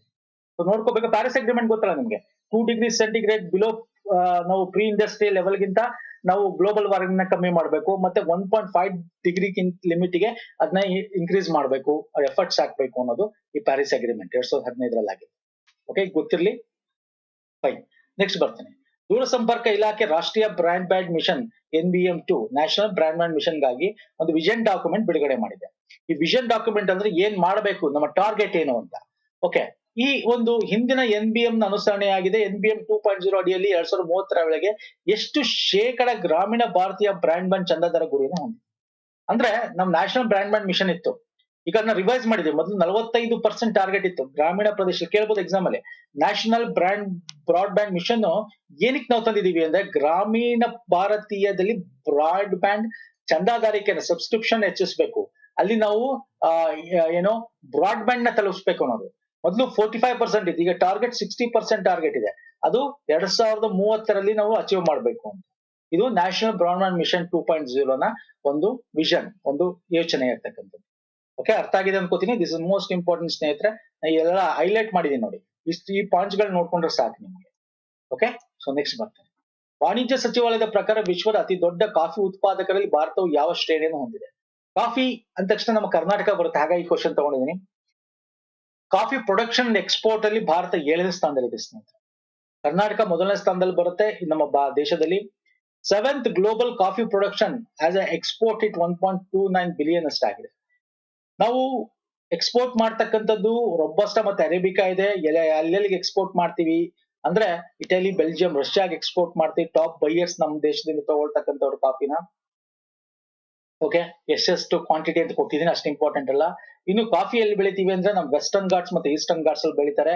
Karnataka leads the production 2,48,20 million ton ನಾವು 2022-23 ನಾವು ಪ್ರೊಡಕ್ಷನ್ ಮಾಡಿದೀವಿ. ನೆಕ್ಸ್ಟ್ ಕೇರಳ ಬರುತ್ತೆ, ಆಮೇಲೆ ತಮಿಳ್ನಾಡು ಬರುತ್ತೆ ಈ ಕಾಫಿ ಪ್ರೊಡಕ್ಷನ್. ಗೊತ್ತಿರ್ಲಿ, ವಿಶ್ವದಲ್ಲಿ ನಾವು 7ನೇ ಸ್ಥಾನದಲ್ಲಿದ್ದೀವಿ. ಓಕೆ ಎಸ್ ನೆಕ್ಸ್ಟ್, ಚೊಚ್ಚಲ ಖೋಖೋ ವಿಶ್ವಕಪ್ ನಡೀತು. Very important. ಫಸ್ಟ್ ಖೋಖೋ ವಿಶ್ವಕಪ್ ನಡೆದಿದ್ದು ಇಲ್ಲಿ ಪುರುಷ ಮತ್ತು ಮಹಿಳಾ ಎರಡೂ ಪ್ರಶಸ್ತಿಗಳು ಭಾರತಕ್ಕೆ ಸಿಕ್ಕಿದೆ ವರ್ಲ್ಡ್ ಕಪ್ ಅಲ್ಲಿ. ಓಕೆ ಇದ್ರಲ್ಲಿ ನೋಡಿ ಕ್ವಶನ್ ಅಲ್ಲೇ ಕಂಪ್ಲೀಟ್ ಡೀಟೇಲ್ ಕೊಟ್ಬಿಟ್ಟಿದ್ದೀನಿ ನಿಮ್ಗೆ. ಎಕ್ಸಾಮ್ ಅಲ್ಲಿ ಕ್ವಶನ್ ಇಲ್ಲಿ ಕೊಟ್ಟಿರೋ ಕ್ವಶನ್ ನಿಮ್ಗೆ ಕ್ವಶನ್ ಆಗಿ ಕೇಳ್ಬೋದು. ಈಗ ಕೇಳ್ಬೋದು, ಮಹಿಳಾ ಖೋಖೋ ವಿಶ್ವಕಪ್ ದಂಡ ಭಾರತ ನೇಪಾಳವನ್ನ ಸೋಲಿಸುತ್ತೆ 78-40 ನೋಡಿ. ಇದನ್ನ ಬೇಕಾದ್ರೆ ಕ್ವಶನ್ ಆಗಿ ಕೇಳ್ಬೋದು. ಓಕೆ ಇಂದಿರಾ ಗಾಂಧಿ ಒಳಾಂಗಣ ಕ್ರೀಡಾಂಗಣದಲ್ಲಿ ವಿಶ್ವಕಪ್ ಗೆಲ್ಲುತ್ತೆ. ಹಾಗೆ ಪುರುಷರ ತಂಡ ಎಗೇನ್ ನೇಪಾಳದ ವಿರುದ್ಧನೇ ಗೆಲ್ಲೋದು ನಾವು ಕೂಡ. ಪುರುಷರ ತಂಡ 54-36 ಅಂತರದಲ್ಲಿ ಗೆಲ್ತೀವಿ ಈ ವಿಶ್ವಕಪ್. ಈಗ ಈ ಕ್ವಶನ್ ಏನ್ ಕೇಳಿದೀನಿ ಅಂದ್ರೆ, ವಿಶ್ವಕಪ್ ನಲ್ಲಿ ಭಾರತೀಯ ಮಹಿಳಾ ಖೋಖೋ ತಂಡದ ನಾಯಕಿ ಯಾರು ಅಂತ ಕೇಳಿದ್ರು. ಪುರುಷರ ಖೋಖೋ ತಂಡದ ನಾಯಕ ಯಾರು ಅಂತ ಬೇಕಾದ್ರೆ ಕೇಳ್ಬೋದು. ಮಹಿಳಾ ತಂಡದ ನಾಯಕಿ ಪ್ರಿಯಾಂಕಾ ಇಂಗ್ಲೆ. ಇದೊಂದೇ ಅಲ್ಲ, ನಮ್ಮ ಕರ್ನಾಟಕದಿಂದ ಇಬ್ರು ತುಂಬಾ ಫೇಮಸ್ ಮಹಿಳಾ ಮತ್ತೆ ಪುರುಷರಲ್ಲ ಆ ಒಂದು ಟೀಮ್ ಅಲ್ಲಿ ಇದ್ರು. ಯಾಕಂದ್ರೆ ನಿಮ್ಗೆ ಗೊತ್ತಿದೆ, ಬೇರೆ ರಾಜ್ಯಗಳಲ್ಲಿ ತುಂಬಾ ದುಡ್ಡು ಕೊಟ್ಟಿಲ್ಲ ಅನ್ನೋದೊಂದು ಇಶ್ಯೂ ಆಗಿತ್ತು. ಮಹಿಳಾ ತಂಡದ ಕ್ಯಾಪ್ಟನ್ ಬಂದು Priyanka Ingle. Indians men team captain ಬಂದು ಪ್ರತೀಕ್ ವಾಯ್ಕರ್. ಯಾರ ವಿರುದ್ಧ? ನೇಪಾಳ ವಿರುದ್ಧ 2 ಟೀಮ್ ಗೆದ್ದಿದ್ದು. ಇದು first time kho kho world cup ಆಗಿದ್ದು. MK ಗೌತಮ್ ಮದ್ದೂರ್ ಮಂಡ್ಯ ಡಿಸ್ಟಿಕ್ ಅವರು ಇದ್ರು ಈ ಒಂದು ಟೀಮ್ ಅಲ್ಲಿ. ಮತ್ತೆ Chaitra from Kurubur village in T Narasipura taluk Mysuru district, ಇವರು ಈ ಮೂವ್ಮೆಂಟ್ ಟೀಮ್ ಅಲ್ಲಿ ಇದ್ರು. ಸೊ ಗೊತ್ತಿರಲಿ, ವೆರಿ ಇಂಪಾರ್ಟೆಂಟ್ ಸ್ನೇಹಿತರೆ, ಎಕ್ಸಾಮ್ ಅಲ್ಲಿ ಕೇಳುವಂತ ಚಾನ್ಸಸ್. ನೆಕ್ಸ್ಟ್, ಸಮುದ್ರದ ಮೇಲೆ ಭಾರತದ ಮೊದಲ ಗಾಜಿನ ಸೇತುವೆ ಎಲ್ಲಿ ಉದ್ಘಾಟಿಸಲಾಯಿತು? ಭಾರತದ ಮೊದಲ ಗಾಜಿನ ಸೇತುವೆ ಇದು ಚೆನ್ನೈಯಲ್ಲಿ. ಇದು ವಿವೇಕಾನಂದ ಸ್ಟ್ಯಾಚ್ಯೂ ಇದೆಯಲ್ಲ ಚೆನ್ನೈ ಕನ್ಯಾಕುಮಾರಿ, ಅದಕ್ಕೂ ಮತ್ತು ತಿರುವಲ್ಲೂರ್ ಸ್ಟ್ಯಾಚ್ಯೂ ಇವೆರಡರ ನಡುವೆ ಕನೆಕ್ಟ್ ಮಾಡುತ್ತೆ. ಇಲ್ಲಿ ತಿರುವಲ್ಲೂರ್ ಸ್ಟ್ಯಾಚ್ಯೂ ಇದೆ, ವಿವೇಕಾನಂದ ಸ್ಟ್ಯಾಚ್ಯೂ ಇದೆ. ಈ ಎರಡರ ನಡುವೆ ಗಾಜಿನ ಬ್ರಿಡ್ಜ್ ಮಾಡಿದ್ದು ಭಾರತದ ಮೊದಲ ಗಾಜಿನ ಬ್ರಿಡ್ಜ್ ಇದು. ನಾವು ಈ ತಿರುವಲ್ಲೂರ್ ಸ್ಟ್ಯಾಚ್ಯೂ ಏನಿದೆ, ಸ್ಟ್ಯಾಚ್ಯೂ ಆಫ್ ವಿಸ್ಡಮ್ ಅಂತ ಕರೀತಾರೆ ಅಲ್ಲಿ. ಓಕೆ, 133 ಅಡಿ ಎತ್ತರ ಇದೆ ಆ ತಿರುವಲ್ಲೂರ್ ಸ್ಟ್ಯಾಚ್ಯೂ. ಯಾಕೆ ಅಂತಂದ್ರೆ 133 ಚಾಪ್ಟರ್ಗಳ ಹೊಂದಿರ್ತಕ್ಕಂಥ ತಿರುವಲ್ಲೂರ್ ಅಂತಕ್ಕಂಥ ಒಂದು ಅವರ ಒಂದು ಕೃತಿಯ ಚಾಪ್ಟರ್ ಇರ್ತಕ್ಕಂಥದ್ದು. ಸೊ ಹಾಗಾಗಿ ಗೊತ್ತಿರಬೇಕು. 2000ದಲ್ಲಿ ಇದನ್ನ ಅವರು ಮಾಡಿರ್ತಾರೆ. ಈಗ ಅದೆರಡರ ನಡುವೆ ಕನೆಕ್ಟ್ ಮಾಡಿದ್ದಾರೆ. ವಿವೇಕಾನಂದ ರಾಕ್ ಮೆಮೋರಿಯಲ್ಗೂ ತಿರುವಲ್ಲೂರ್ ಸ್ಟ್ಯಾಚ್ಯೂಗೂ ಈ ಗಾಜಿನ ಬ್ರಿಡ್ಜ್ ನ ಕನೆಕ್ಟ್ ಮಾಡಿದ್ದಾರೆ. ಇದು 72 ಮೀಟರ್ ಬ್ರಿಡ್ಜ್ ಇರ್ತಕ್ಕಂಥದ್ದು, ಗೊತ್ತಿರ್ಲಿ, ವೆರಿ ಇಂಪಾರ್ಟೆಂಟ್ ಸ್ನೇಹಿತರೆ. ಇಂಡಿಯಾಸ್ ಫಸ್ಟ್ ಗ್ಲಾಸ್ ಬ್ರಿಡ್ಜ್ ಇದು ಕನ್ಯಾಕುಮಾರಿ. ನೆಕ್ಸ್ಟ್, 2024ರಲ್ಲಿ ಮೇಜರ್ ಧ್ಯಾನ್ ಚಂದ್ ಖೇಲ್ ರತ್ನ ಪ್ರಶಸ್ತಿಗೆ ಈ ಕೆಳಗಿನ ಯಾರನ್ನ ಆಯ್ಕೆ ಮಾಡಲಾಗಿಲ್ಲ ಅಂತ ಕೇಳಿದ್ರು. ನ್ಯಾಷನಲ್ ಯೂತ್ ಅಫೇರ್ಸ್ ಸ್ಪೋರ್ಟ್ಸ್ ಅಲ್ಲಿ ನ್ಯಾಷನಲ್ ಸ್ಪೋರ್ಟ್ಸ್ ಅವಾರ್ಡ್ ಕೊಡ್ತಾರೆ. ನ್ಯಾಷನಲ್ ಸ್ಪೋರ್ಟ್ಸ್ ಅವಾರ್ಡ್ ಅಲ್ಲಿ ಸ್ನೇಹಿತರೆ ಏನೇನ್ ಕೊಡ್ತಾರೆ, ಯಾವ್ಯಾವ ಪ್ರಶಸ್ತಿ ಕೊಡ್ತಾರೆ? ಮೇಜರ್ ಧ್ಯಾನ್ ಚಂದ್ ಖೇಲ್ ರತ್ನ ಅವಾರ್ಡ್ ಕೊಡ್ತಾರೆ, ಅರ್ಜುನ ಅವಾರ್ಡ್ ಕೊಡ್ತಾರೆ, ದ್ರೋಣಾಚಾರ್ಯ ಅವಾರ್ಡ್ ಕೊಡ್ತಾರೆ, ಹಾಗೆ ಮೌಲಾನಾ ಅಬ್ದುಲ್ ಕಲಾಂ ಆಜಾದ್ ಟ್ರೋಫಿ ಕೊಡ್ತಾರೆ, ರಾಷ್ಟ್ರೀಯ ಖೇಲ್ ಪ್ರೋತ್ಸಾಹನ್ ಪುರಸ್ಕಾರ ಅಂತ ಕೊಡ್ತಾರೆ. ಇದರಲ್ಲಿ ನಾನು major Dhyan Chand this is highest. ಮೊದಲು ರಾಜೀವ್ ಗಾಂಧಿ ಖೇಲ್ ರತ್ನ ಆಯ್ತು, ಈಗ ಮೇಜರ್ ಧ್ಯಾನ್ ಚಂದ್ ಖೇಲ್ ರತ್ನ ಅಂತ ಮಾಡಿದ್ದಾರೆ, ನಿಮ್ಗೆ ಗೊತ್ತಿದೆ. ಇದ್ರಲ್ಲಿ ಯಾರಲ್ಲ ಅಂದ್ರೆ ಇವರಲ್ಲ. Option 1 is right. Sandeep Sangwan ಇಲ್ಲ ಅಲ್ಲಿ. ಯಾರ್ಯಾರಿದ್ದಾರೆ ಅದ್ರಲ್ಲಿ ಅಂತ ನೋಡೋದಾದ್ರೆ, ಮೇಜರ್ ಧ್ಯಾನ್ ಚಂದ್ ಅವಾರ್ಡ್ ಸಿಕ್ಕದ್ದು Gukesh, okay, chess, Harmanpreet Singh hockey, Praveen Kumar para athlete ಅವರು, ಅಂಡ್ ಮಾನು ಬಾಕರ್ ಶೂಟಿಂಗ್. ಇವ್ರಿಗೆ ಮೇಜರ್ ಧ್ಯಾನ್ ಚಂದ್ ಖೇಲ್ ರತ್ನ ಅವಾರ್ಡ್ ಸಿಕ್ಕಿದೆ. ಇನ್ನು ಅರ್ಜುನ ಅವಾರ್ಡ್ ನಾ ಎಷ್ಟು ಕೊಟ್ಟಿದ್ದೀನಿ ನೋಡ್ಕೊಳ್ಳಿ.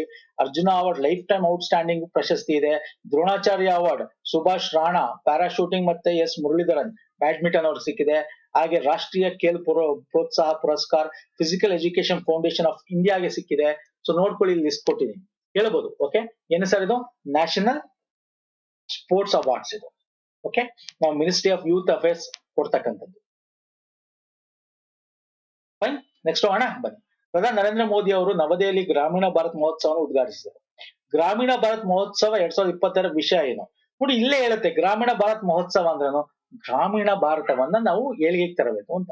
Very important. ಎಲ್ಲಿ ಉದ್ಘಾಟನೆ? ಡೆಲ್ಲಿಲಿ ಉದ್ಘಾಟನೆ ಮಾಡ್ತಾರೆ. ಇದರ ವಿಷಯ ಏನು? ವಿಕಸಿತ್ ಭಾರತ್ 2024ಗಾಗಿ ಚೇತರಿಸಿಕೊಳ್ಳುವ ಗ್ರಾಮೀಣ ಭಾರತವನ್ನು ನಿರ್ವಹಿಸುವುದು. Building resilient rural India for Viksit Bharat ಅಂತ ಇದರ ವಿಷಯ. ವೆರಿ ಇಂಪಾರ್ಟೆಂಟ್ ಇದು. ಇದರ ಪರ್ಪಸ್ ಏನು?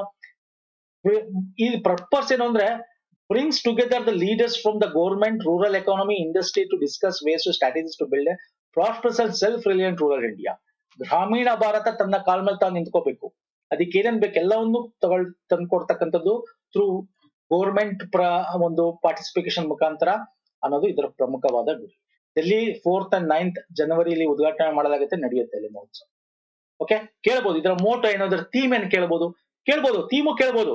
ಸಿಂಪಲ್ ಕ್ವಶನ್ ಕೇಳ್ಬೋದು. ಥೀಮ್ ಆಫ್ ಗ್ರಾಮೀಣ ಭಾರತ್ ಮಹೋತ್ಸವ ಏನು? Building a resilient rural Viksit Bharat. ಇಲ್ಲಿ ನಾನು ಅದನ್ನೇ ಕೇಳಿರೋದು. ಮೋಟೋ ಏನು ಕೇಳ್ಬೋದು. Motto is nothing but if villages grow the country grows ಅಂತ. ಇದರ ಮೋಟೋ ಏನು ಅಂದ್ರೆ, ಭಾರತ್ ಹಳ್ಳಿಗಳು ಬೆಳವಣಿಗೆ ಆದ್ರೆ ದೇಶ ಬೆಳವಣಿಗೆ ಆಗುತ್ತೆ ಅಂತ.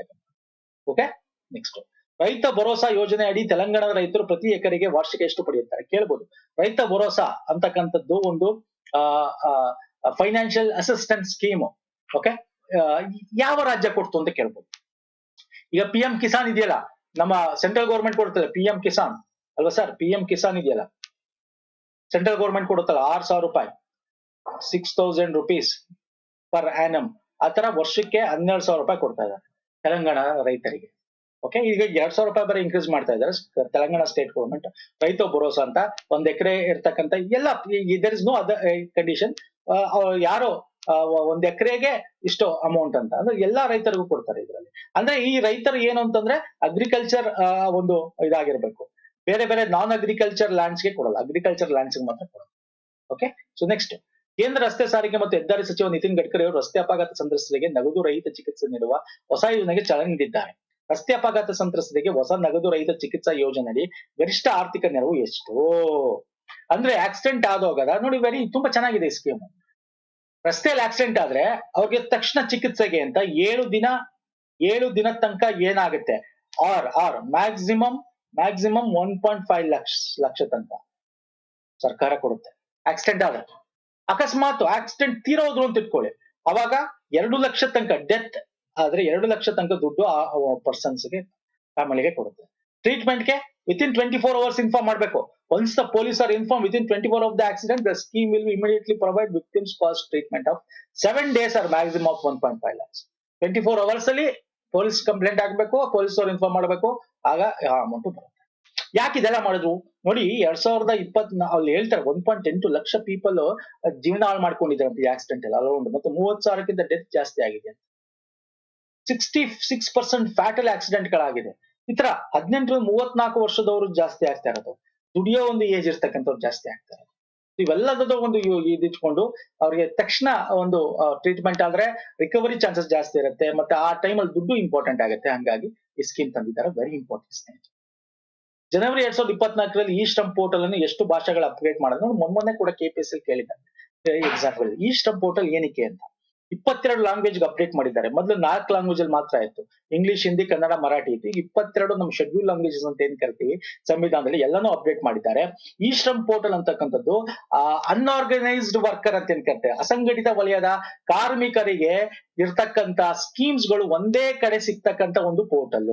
ಅಲ್ಲಿ ಹೋಗ್ಬಿಟ್ಟು ಅವ್ರಿಗೆ ಏನೇನ್ ಸ್ಕೀಮ್ಸ್ ಇದೆ ಆ ಒಂದು ಗೌರ್ಮೆಂಟ್ ಬೆನಿಫಿಟ್ಸ್ ಗಳನ್ನ ತಗೋಬಹುದು. That is called e Shram portal. One stop solution for unorganised registered workers to avail benefits of various government schemes. ಎಲ್ಲ ಗೌರ್ಮೆಂಟ್ ಸ್ಕೀಮ್ಸ್ ಗಳು ಅಸಂಘಟಿತ ಕಾರ್ಮಿಕರಲ್ಲಿ ಕೆಲಸ ಮಾಡ್ತಕ್ಕಂಥವ್ರಿಗೆ ಏನಿದೆ ಎಲ್ಲ ಒಂದೇ ಕಡೆ ಲಭ್ಯ ಇರುತ್ತೆ, ಹೋಗ್ಬೋದು, ಅಲ್ಲಿ ಅಪ್ಲೈ ಮಾಡಬಹುದು, ತಗೋಬಹುದು. ವೆರಿ ಇಂಪಾರ್ಟೆಂಟ್ ಸ್ಕೀಮ್, ಮೊನ್ನೆ ಎಕ್ಸಾಮ್ ಅಲ್ಲಿ ಬಂದಿತ್ತು. ನೆಕ್ಸ್ಟ್, ಹೆನ್ಲಿ ಪಾಸ್ಪೋರ್ಟ್ ಸೂಚ್ಯಾಂಕ 2025ಕ್ಕೆ ಸಂಬಂಧಿಸಿದಂತೆ ಈ ಕೆಳಗಿನ ಯಾವ ಹೇಳಿಕೆಗಳು ಸರಿಯಾಗಿದೆ? ಸ್ವಲ್ಪ ಡೀಟೇಲ್ ಆಗಿ ಕೊಟ್ಟಿದ್ದೀನಿ ಅಷ್ಟೇ, ಸಿಂಪಲ್ ಕ್ವಶನ್. ಭಾರತದ ರ್ಯಾಂಕ್ ಏನು ಅಂತ ಗೊತ್ತಿರಬೇಕು, ಫಸ್ಟ್ ರ್ಯಾಂಕ್ ಏನು ಅಂತ ಗೊತ್ತಿರಬೇಕು. 195 ಸ್ಥಳಗಳಿಗೆ ವೀಸಾ ಮುಕ್ತ, ವೀಸಾ ಫ್ರೀ ಕೊಟ್ಟಿರ್ತಕ್ಕಂಥ ಸಿಂಗಾಪುರ್ ಮೊದಲ ಸ್ಥಾನದಲ್ಲಿದೆ. S, correct.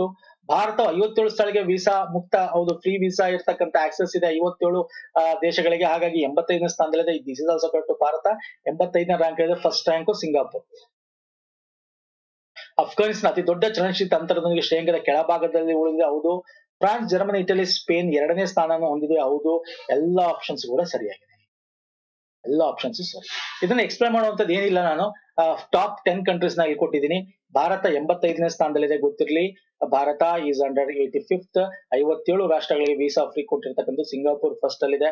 ಸೊ ಅಷ್ಟೇ, ಇದನ್ನ ನೋಡ್ಕೊಂಡ್ರೆ ಸಾಕು. ಫೈನ್ ಸರ್, ನೆಕ್ಸ್ಟ್ ಬರ್ತೀನಿ. ಪ್ರಧಾನಮಂತ್ರಿ ನರೇಂದ್ರ ಮೋದಿ ಅವರು ಸೆಂಟ್ರಲ್ ಕಾಶ್ಮೀರದ ಗಂಡೇಬಾರ್ ಜಿಲ್ಲೆಯಲ್ಲಿ 6.5 ಕಿಲೋಮೀಟರ್ ಝೆಡ್ ಮೋರ್ ಸುರಂಗವನ್ನು ಉದ್ಘಾಟಿಸಿದರು. ಝೆಡ್ ಮೋರ್ ಸುರಂಗದ ನಿರ್ಮಾಣಕ್ಕೆ ತಗುಲುವ ವೆಚ್ಚ ನೋಡಿ, ಸ್ವಲ್ಪ ಡಿಫ್ರೆಂಟ್ ಆಗಿ ಕೇಳಿದ್ದೀನಿ. ದುಡ್ಡು ಎಷ್ಟು ಅಂತ ಕೇಳ್ಬಿಟ್ಟೆ ನನಗೆ. ಹಂಗೆ ಕೇಳುವಂತ ಚಾನ್ಸಸ್ ಇರುತ್ತೆ ಬೇರೆ ಬೇರೆ ಎಕ್ಸಾಮ್ ಗಳಲ್ಲಿ. ಬಟ್ ಝೆಡ್ ಮೋಹ್ ಅಂತಕ್ಕಂತ ಒಂದು 6.5 ಕಿಲೋಮೀಟರ್ ಇರತಕ್ಕಂತ ಒಂದು ಟನಲ್. ಇಲ್ಲಿ ಝೆಡ್ ಮೋಹ್ ಅಂದ್ರೆ ಝೆಡ್ ಆಕಾರದ ಟನಲ್ ಇದು ಅಂತ. ಜಮ್ಮು ಕಾಶ್ಮೀರ ಮತ್ತೆ ಇಲ್ಲಿ ಲಡಾಖ್ ನ ನಡುವೆ ಕನ್ವರ್ಟ್ ಮಾಡುತ್ತೆ, ಇದು ಕನೆಕ್ಟೆಡ್ ಮಾಡುತ್ತೆ. 2700 ಕೋಟಿ ಇದಕ್ಕೆ ದುಡ್ಡು ಕೊಟ್ಟಿರ್ತಕ್ಕಂಥ. ಓಕೆ, ಉದ್ಘಾಟನೆ ಮಾಡಿದ್ದಾರೆ. 2015-18ರಿಂದ ಇದು ನಡೀತಾ ಇತ್ತು, ಈಗ ಉದ್ಘಾಟನೆ ಆಗಿದೆ. ಓಕೆ, 2015ರಿಂದ ನಡೀತಾ ಇತ್ತು, 24 ಕಂಪ್ಲೀಟ್ ಆಗಿದೆ, ಉದ್ಘಾಟನೆ ಆಗಿದೆ. ಎಲ್ಲಿ ಬರುತ್ತೆ ಅಂದ್ರೆ ತಜಿವಾಸ್ ಗ್ಲೇಷಿಯರ್ ಅಲ್ಲಿ ಬರುತ್ತೆ. ಓಕೆ, ವೆರಿ ಇಂಪಾರ್ಟೆಂಟ್, ಎಕ್ಸಾಮ್ ಅಲ್ಲಿ ಕೇಳಬಹುದು. ಇದು ಶ್ರೀನಗರ ಮತ್ತೆ ಸೋನಾಮಾರ್ಗ್ ನಡುವೆ ಕನೆಕ್ಟ್ ಮಾಡ್ತಕ್ಕಂಥದ್ದು. 7.5 ಮೀಟರ್ ವೈಡ್ ಇದೆ ಅಗಲ, ಅದ್ರದ್ದು ರೋಡ್ ನ ಅಗಲ ಬಿಡ್ತು 7.5 ಇದೆ. ಅದರ ಉದ್ದ 6.5 ಕಿಲೋಮೀಟರ್ ಇದೆ. ಅದರ ಉದ್ದ, ಈ ಒಂದು ಟನಲ್ ನ ಉದ್ದ 6.5 ಕಿಲೋ. ನಾನು ತೋರಿಸ್ತೀನಿ ನೋಡಿ. This is the tunnel. ಮೊದಲು ರಸ್ತೆ ಹೆಂಗಿತ್ತು, ಈ ಒಂದು ಹಿಮ ಬೀಳೋ ಟೈಮಲ್ಲಿ ಮುಚ್ಚೋಗ್ತಿತ್ತು, ಹಾಗಾಗಿ ಈ ಒಂದು ಟನಲ್ ನಿರ್ಮಾಣ ಮಾಡಿದ್ದಾರೆ. It is connected between Ganderbal ಮತ್ತೆ ಸೋನ್ಮಾರ್ಗ್. ಸೋನ್ಮಾರ್ಗ್ ನಡುವೆ ಕನೆಕ್ಟ್ ಮಾಡುತ್ತೆ. ಹಿಂಗಿದ್ದು ನೋಡಿ, ಈ ತರ ಝೆಡ್ ತರ ಇದೆಯಲ್ಲ, ಇದನ್ನ ಏನ್ ಮಾಡಿದ್ದಾರೆ, ಇದು ಹಿಂಗಿದೆಯಲ್ಲ ಝೆಡ್ ತರ, ಇದನ್ನ ತೆಗೆದುಬಿಟ್ಟು ಈಗ ಇಲ್ಲಿ ಟನಲ್ ನಿರ್ಮಾಣ ಮಾಡಿ, ಗೊತ್ತಿರ್ಲಿ. And this is nearby Zojila tunnel, nearby ಬರುತ್ತೆ ಇದು ಕೂಡ. ಸೊ ವೆರಿ ಇಂಪಾರ್ಟೆಂಟ್, ಎಕ್ಸಾಮ್ ಅಲ್ಲಿ ಕೇಳಬಹುದು ಸ್ನೇಹಿತರೆ. ನೆಕ್ಸ್ಟ್, ಗೂಗಲ್ ಬೆಂಬಲಿತ ಭಾರತೀಯ ಬಾಹ್ಯಾಕಾಶ startup company pixel space X rocket ನಲ್ಲಿ ಫೈರ್ಪ್ಲೇ ಹೆಸರಿನ ತನ್ನ ವಾಣಿಜ್ಯ ಉಪಗ್ರಹ ಸಮೂಹವನ್ನು ಉಡಾವಣೆ ಮಾಡಿದೆ. ಭಾರತದ ಮೊದಲ ಖಾಸಗಿ ಕಂಪನಿ ಆಗಿದೆ, ಹೌದು. ಪಿಕ್ಸೆಲ್ ನ ಫೈರ್ಪ್ಲೇ ಉಪಗ್ರಹ ಸಮೂಹವನ್ನು ಉಡಾವಣೆ ಮಾಡಲು ಯಾವ ರಾಕೆಟ್ ಅನ್ನು ಬಳಸಲಾಗಿದೆ? ಪಿಕ್ಸೆಲ್ ನೋಡಿ, ಎರಡಿದೆ ಇಲ್ಲಿ, ಒಂದು ಪಿಕ್ಸೆಲ್ ಮತ್ತೆ ಇದೊಂದು ಕಾನ್ಸ್ಟಲೇಷನ್. ಓಕೆ, ಕಾನ್ಸ್ಟಲೇಷನ್ ಸ್ಯಾಟಲೈಟ್ ಅಂದ್ರೆ ಸ್ಯಾಟಲೈಟ್ ಸಮೂಹ, ಒಂದು ಗುಂಪು, ಗುಂಪನ್ನ ನಕ್ಷತ್ರ ಪುಂಜ ಅಂತೀವಲ್ಲ ಹಂಗೆ ಒಂದು ಆರ್ಟಿಫಿಷಿಯಲ್ ಸ್ಯಾಟಲೈಟ್ ಗುಂಪನ್ನ ಲಾಂಚ್ ಮಾಡಿರ್ತಕ್ಕಂಥದ್ದು. ಪ್ರೈವೇಟ್ ಇದು ಪ್ರೈವೇಟ್ ಫಾಲ್ಕಾನ್ 9 ರಾಕೆಟ್ ಮುಖಾಂತರ ಸ್ಪೇಸ್ ಎಕ್ಸ್ ಅಂದ್ರೆ ನಮ್ಮ ಅಮೆರಿಕಾದಲ್ಲಿ ಇರ್ತಕ್ಕಂಥ ಎಲಾನ್ ಮಸ್ಕ್ ನ ಸ್ಪೇಸ್ ಎಕ್ಸ್ ನಲ್ಲಿ ನಾವು ಲಾಂಚ್ ಮಾಡಿರೋದು. ಎರಡು ಲಾಂಚ್ ಆಗುತ್ತೆ ಇಲ್ಲಿ. ಯಾವ್ದ್ಯಾವ್ದು ಲಾಂಚ್ ಆಗುತ್ತೆ?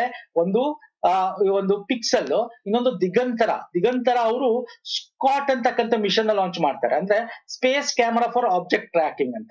ಸ್ಪೇಸ್ ಅಲ್ಲಿ ಒಂದು ಕ್ಯಾಮರಾ ಇಟ್ಟು ಸ್ಪೇಸ್ ಅಲ್ಲಿ ಏನೇನ್ ನಡೀತಾ ಇದೆ ಅಂತ ಟ್ರ್ಯಾಕ್ ಮಾಡ್ತಕ್ಕಂಥದ್ದು ಒಂದು ಅವ್ರು ಮಾಡಿರ್ತಕ್ಕಂಥದ್ದು. ಪಿಕ್ಸೆಲ್ ಅಂತಕ್ಕಂಥದ್ದು ಒಂದು ಸಮುಚ್ಚಯ, 18 ಕ್ಯಾಮರಾ ಸ್ಯಾಟಲೈಟ್ ಗಳ ಒಂದು ಸಮುಚ್ಚಯ. ಅದರ ಪಾರ್ಟ್ ಆಗಿ ಇವಾಗ 15 ಸ್ಯಾಟಲೈಟ್ ಗಳನ್ನ ಲಾಂಚ್ ಮಾಡಿರ್ತಕ್ಕಂಥದ್ದು ಸಣ್ಣದು. ಅಂದ್ರೆ ಇದೊಂದು ಪ್ರೈವೇಟ್, ಫಸ್ಟ್ ಟೈಮ್ ಪ್ರೈವೇಟ್ ಇದು ಸ್ಪೇಸ್ ಎಕ್ಸ್ ರಾಕೆಟ್ ನ ಒಂದು ಫಾಲ್ಕಾನ್ 9 ರಾಕೆಟ್ ನ ಮುಖಾಂತರ ಲಾಂಚ್ ಮಾಡಿದ್ದಾರೆ. ಗೊತ್ತಿರ್ಲಿ, ಎಕ್ಸಾಮ್ ಅಲ್ಲಿ ಕೇಳ್ತಾನೆ, ಇದು ವೆರಿ ಇಂಪಾರ್ಟೆಂಟ್ ಸ್ನೇಹಿತರೆ. ಯಾಕೆ? ದಿಸ್ ಇಸ್ ಪ್ರೈವೇಟ್ ಒನ್, ಭಾರತದ ಪ್ರೈವೇಟ್ ಕಂಪನೀಸ್ಗಳು. ಓಕೆ, ನೆಕ್ಸ್ಟ್ ಸಂಜಯ್ ಯುದ್ಧ ಭೂಮಿ ಕಣ್ಗಾವಲು ವ್ಯವಸ್ಥೆಗೆ ಸಂಬಂಧಿಸಿದಂತೆ ಈ ಕೆಳಗಿನ ಹೇಳಿಕೆಯನ್ನು ಪರಿಗಣಿಸಿ. ಓಕೆ, ಸಂಜಯ್ ಅಂತಕ್ಕಂಥ ಬ್ಯಾಟಲ್ ಫೀಲ್ಡ್ ಸರ್ವೆಲೆನ್ಸ್ ಸಿಸ್ಟಮ್ ಅಂತ ಕರಿತೀವಿ. ಬ್ಯಾಟಲ್ ಫೀಲ್ಡ್ ಸರ್ವೆಲೆನ್ಸ್ ಸಿಸ್ಟಮ್ ಅಂದ್ರೆ ಏನು ಅಂದ್ರೆ, ಈ ಒಂದು ಬ್ಯಾಟಲ್ ಅಂತ ಯುದ್ಧ ಭೂಮಿ ಏನಿದೆ, ನಮ್ಮ ಬಾರ್ಡರ್ ಏನಿದೆ, ಅಲ್ಲಿ ಮಾನಿಟರ್ ಮಾಡುತ್ತೆ, ಕಣ್ಗಾವಲು ಇಡ್ತಕ್ಕಂಥದ್ದು. ಒಂದು ನೆಲದ ಮೇಲೆ, ಇನ್ನೊಂದು ಏರಿಯಲ್ ಅಂದ್ರೆ ಬಾಹ್ಯ ಟಾಪ್ ಅಂದ್ರೆ ನಾವೇನು ಆಕಾಶ, ಅಲ್ಲಿಂದ ಯಾವ್ದಾದ್ರು ಬರ್ತಾ, ನೆಲದಿಂದ ಯಾರು ಬರ್ತಾರ ಆ ಒಂದು ಬಾರ್ಡರ್ ಏರಿಯಾಗಳಲ್ಲಿ, ಭಾರತದ ಬಾರ್ಡರ್ ಏರಿಯಾಗಳಲ್ಲಿ ಕಣ್ಗಾವಲು ಮಾಡ್ತಕ್ಕಂಥ ಸಿಸ್ಟಮ್ ಇದು. ಇದು ಒಂದು ಸ್ವಯಂಚಾಲಿತ ವ್ಯವಸ್ಥೆ ಆಗಿದ್ದು, ಅದು ನೆಲದ ಮತ್ತು ವೈಮಾನಿಕ ಯುದ್ಧ ಭೂಮಿಯ ಸಂವೇದನೆಗಳ ಒಳ ಅರಿವನ್ನು ಸಂಯೋಜಿಸ್ತಾರೆ. ಅಂದ್ರೆ ಎರಡನ್ನೂ ಮಾನಿಟರ್ ಮಾಡಿ ಎರಡಕ್ಕೂ ಕೋಆರ್ಡಿನೇಟ್ ಮಾಡ್ತಕ್ಕಂಥ ಒಂದು ಸಿಸ್ಟಮ್ ಇದು. ಓಕೆ, ಎಸ್, ಈ ವ್ಯವಸ್ಥೆಯನ್ನು ಭಾರತೀಯ ಸೇನೆ ಮತ್ತು ರಕ್ಷಣಾ ಸಂಶೋಧನಾ ಮತ್ತು ಅಭಿವೃದ್ಧಿ ಸಂಸ್ಥೆ DRDO ಅಭಿವೃದ್ಧಿ ಪಡಿಸಿದೆ. This is wrong. DRDO ಅಲ್ಲ, ಒಂದು ಭಾರತೀಯ ಸೇನೆ. ಹೌದು, ಭಾರತೀಯ ಸೇನೆ ಪ್ಲಸ್ ಭಾರತ್ ಎಲೆಕ್ಟ್ರಾನಿಕ್ಸ್ ಲಿಮಿಟೆಡ್ ಮಾಡಿರೋದು. ಹಂಗ ಆಪ್ಷನ್ 2 ತಪ್ಪು. Option 1 is right answer. ಇದು ಸುರಕ್ಷಿತ ಸೇನಾ ಡೇಟಾ ನೆಟ್ವರ್ಕ್ ಮತ್ತು ಉಪಗ್ರಹ ಸಂವಹನ ಜಾಲವನ್ನು ಬಳಸಿಕೊಂಡು ಕಾರ್ಯನಿರ್ವಹಿಸುತ್ತದೆ.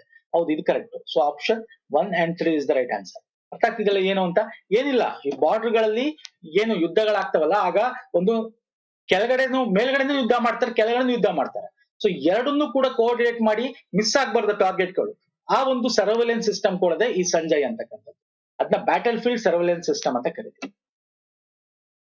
ಬೆಲ್ ಮತ್ತೆ ಇಂಡಿಯನ್ ಆರ್ಮಿ ಮಾಡಿರ್ತಕ್ಕಂಥದ್ದು, Bharat electronics limited and Indian army.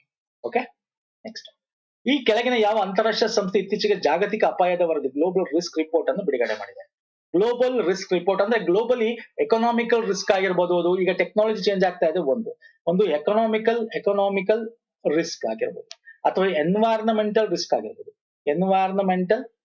ಆಗಿರ್ಬೋದು, ಅಥವಾ ಏನೇ ರಿಸ್ಕ್, ಹೆಲ್ತ್ ರಿಸ್ಕ್ ಆಗಿರ್ಬೋದು. ಅಂದ್ರೆ ಈ ತರ ಬೇರೆ ಬೇರೆ ಚೇಂಜಸ್ ಗಳಿಂದ ಏನಾಗ್ತಾ ಇದೆ, ಈ ಒಂದು ರಿಸ್ಕ್ ಗಳು ಹೆಂಗಿದೆ ಅಂತ, ಒಂದು ಲಾಂಗ್ ಟರ್ಮ್ ರಿಸ್ಕ್, ಒಂದು ಶಾರ್ಟ್ ಟರ್ಮ್ ರಿಸ್ಕ್ ಅಂತ ಹೇಳಿ ಇದು ಡೀಟೇಲ್ ಆಗಿ ರಿಪೋರ್ಟ್ ಕೊಡುತ್ತೆ ಸ್ನೇಹಿತರೆ. ಯಾವುದು? ವಿಶ್ವ ಆರ್ಥಿಕ ವೇದಿಕೆ, ವರ್ಲ್ಡ್ ಎಕನಾಮಿಕ್ ಫೋರಮ್ ಈ ರಿಪೋರ್ಟ್ ನ ಬಿಡುಗಡೆ ಮಾಡಿರ್ತಕ್ಕಂಥ. ವರ್ಲ್ಡ್ ಎಕನಾಮಿಕ್ ಫೋರಮ್ 20ನೇ ಒಂದು ಗ್ಲೋಬಲ್ ರಿಸ್ಕ್ ನ ಬಿಡುಗಡೆ ಮಾಡಿದೆ. ಓವರ್ ಶಾರ್ಟ್ ಟರ್ಮ್ ಪೀರಿಯಡ್, 2 ವರ್ಷದಲ್ಲಿ ಏನೇನು ರಿಸ್ಕ್ ಇದೆ, 10 ವರ್ಷದಲ್ಲಿ ಏನೇನು ರಿಸ್ಕ್ ಇದೆ, ಇದು GDP ಆಗಿರ್ಬೋದು, ಪಾಪ್ಯುಲೇಷನ್, ನ್ಯಾಚುರಲ್ ರಿಸೋರ್ಸಸ್ ಬಗ್ಗೆ ಆಗಿರ್ಬೋದು, ಎಲ್ಲಾ ರೀತಿಯನ್ನು ಕಲೆಕ್ಟ್ ಮಾಡಿ ಕೊಡ್ತಿದೆ. ಓಕೆ, ಫಸ್ಟ್ ಎಡಿಷನ್ 2006ರಲ್ಲಿ ಬಿಡುಗಡೆ ಮಾಡಿತ್ತು. ಇದು ಲಾಸ್ಟ್ ಒಂದು 17-20ರಿಂದ ಏನ್ ನಡೀತಾ ಇದೆ 24 ತನಕ ಎಲ್ಲ ರಿಸ್ಕ್ ಇಂಡಿಯಾ ಬಗ್ಗೆ ಹೇಳುತ್ತೆ. ಭಾರತ ದೇಶದ ಬಗ್ಗೆ ಏನ್ ಹೇಳುತ್ತೆ ಅಂದ್ರೆ, ವಾಟರ್ ಸಪ್ಲೈ ಶಾರ್ಟೇಜ್ ಆಗುತ್ತೆ, ಮಿಸ್ಇನ್ಫಾರ್ಮೇಶನ್ ಡಿಸ್ಇನ್ಫಾರ್ಮೇಶನ್ ಆಗುತ್ತೆ ಅಂತ. ಇನ್ಫಾರ್ಮೇಶನ್ಸ್ ಗಳು ನಿಮಗೆ ತಪ್ಪಾಗ್ಬಹುದು. ಅಂದ್ರೆ ಈಗ ಟೆಕ್ನಾಲಜಿ ಚೇಂಜಸ್ ಆಗ್ತಿದೆಯಲ್ಲ, ಒಂದು ಹ್ಯೂಮನ್ ರೈಟ್ಸ್, ಸಿವಿಕ್ ಫ್ರೀಡಮ್ಸ್ ಗಳು ನಮ್ಮ ಭಾರತದಲ್ಲಿ ಸ್ವಲ್ಪ ತೊಂದರೆಗೀಡಾಗುತ್ತೆ. ಅಂದ್ರೆ ಫ್ರೀಡಮ್ ಇರೋದಿಲ್ಲ, ಹ್ಯೂಮನ್ ರೈಟ್ಸ್ ಗಳಿಗೆ ಒಂದು ಫ್ರೀಡಮ್ ಇಲ್ಲ ಅನ್ನೋದ್ರ ಬಗ್ಗೆ. ಪೊಲ್ಯೂಷನ್ ಬಗ್ಗೆ ಹೇಳುತ್ತೆ, ಭಾರತಕ್ಕೆ ಪೊಲ್ಯೂಷನ್ ತುಂಬಾ, ಏರ್ ವಾಟರ್ ಸಾಯಿಲ್ ಪೊಲ್ಯೂಷನ್ ಜಾಸ್ತಿ ಆಗುತ್ತೆ. ಲೇಬರ್ ಟ್ಯಾಲೆಂಟ್ ಶಾರ್ಟೇಜ್ ಆಗುತ್ತೆ, ಅಂದ್ರೆ ಲೇಬರ್ಸ್ ಇದಾರೆ ಭಾರತದಲ್ಲಿ, ಟ್ಯಾಲೆಂಟ್ಸ್ ಇಲ್ಲ, ಅಂದ್ರೆ ಸ್ಕಿಲ್ ಡೆವಲಪ್ ಆಗಿಲ್ಲ ಬಿಕಾಸ್ ಆಫ್ ಟೆಕ್ನಾಲಜಿ ಚೇಂಜಸ್ ಗಳಿಂದ. ಸೊ ಇವೆಲ್ಲ ಹೇಳುತ್ತೆ. ನೆಕ್ಸ್ಟ್ ಇಮಿಡಿಯೇಟ್ 2 ವರ್ಷಕ್ಕೆ ಏನೇನು ರಿಸ್ಕ್ ಅಂತ ಹೇಳುತ್ತೆ. ಒಂದು ಮಿಸ್ಇನ್ಫಾರ್ಮೇಶನ್ ಡಿಸ್ಇನ್ಫಾರ್ಮೇಶನ್, ಎಕ್ಸ್ಟ್ರೀಮ್ ವೆದರ್ ಆಗುತ್ತೆ, ಮತ್ತೆ ಯುದ್ಧಗಳು, ಇದು 2 ವರ್ಷದಲ್ಲಿ ಆಗೋದು. ಲಾಂಗ್ ಟರ್ಮ್ 10 ವರ್ಷದಲ್ಲಿ ಏನಾಗುತ್ತೆ, ಬಯೋಡೈವರ್ಸಿಟಿ ಲಾಸ್ ಆಗುತ್ತೆ, ವೆದರ್ ಇವೆಂಟ್ಸ್ ಗಳಾಗ್ತದೆ, ಜೀವ ವೈವಿಧ್ಯಗಳು ಹಾಳಾಗುತ್ತೆ, ಎಕೋಸಿಸ್ಟಮ್ ಕೊಲಾಪ್ಸ್ ಆಗುತ್ತೆ. ಇದ್ರ ಬಗ್ಗೆ ಈ ಒಂದು ಲಿಸ್ಟ್ ನ ಕೊಡ್ತಾ ಹೋಗುತ್ತೆ. ಇಲ್ಲಿ ಕೊಟ್ಟಿದ್ದು ನೋಡಿ, 2 ವರ್ಷದಲ್ಲಿ ಏನೇನು ರಿಸ್ಕ್ ಇದೆ, 10 ವರ್ಷದಲ್ಲಿ ಏನೇನು ರಿಸ್ಕ್ ಇದೆ ಅಂತ.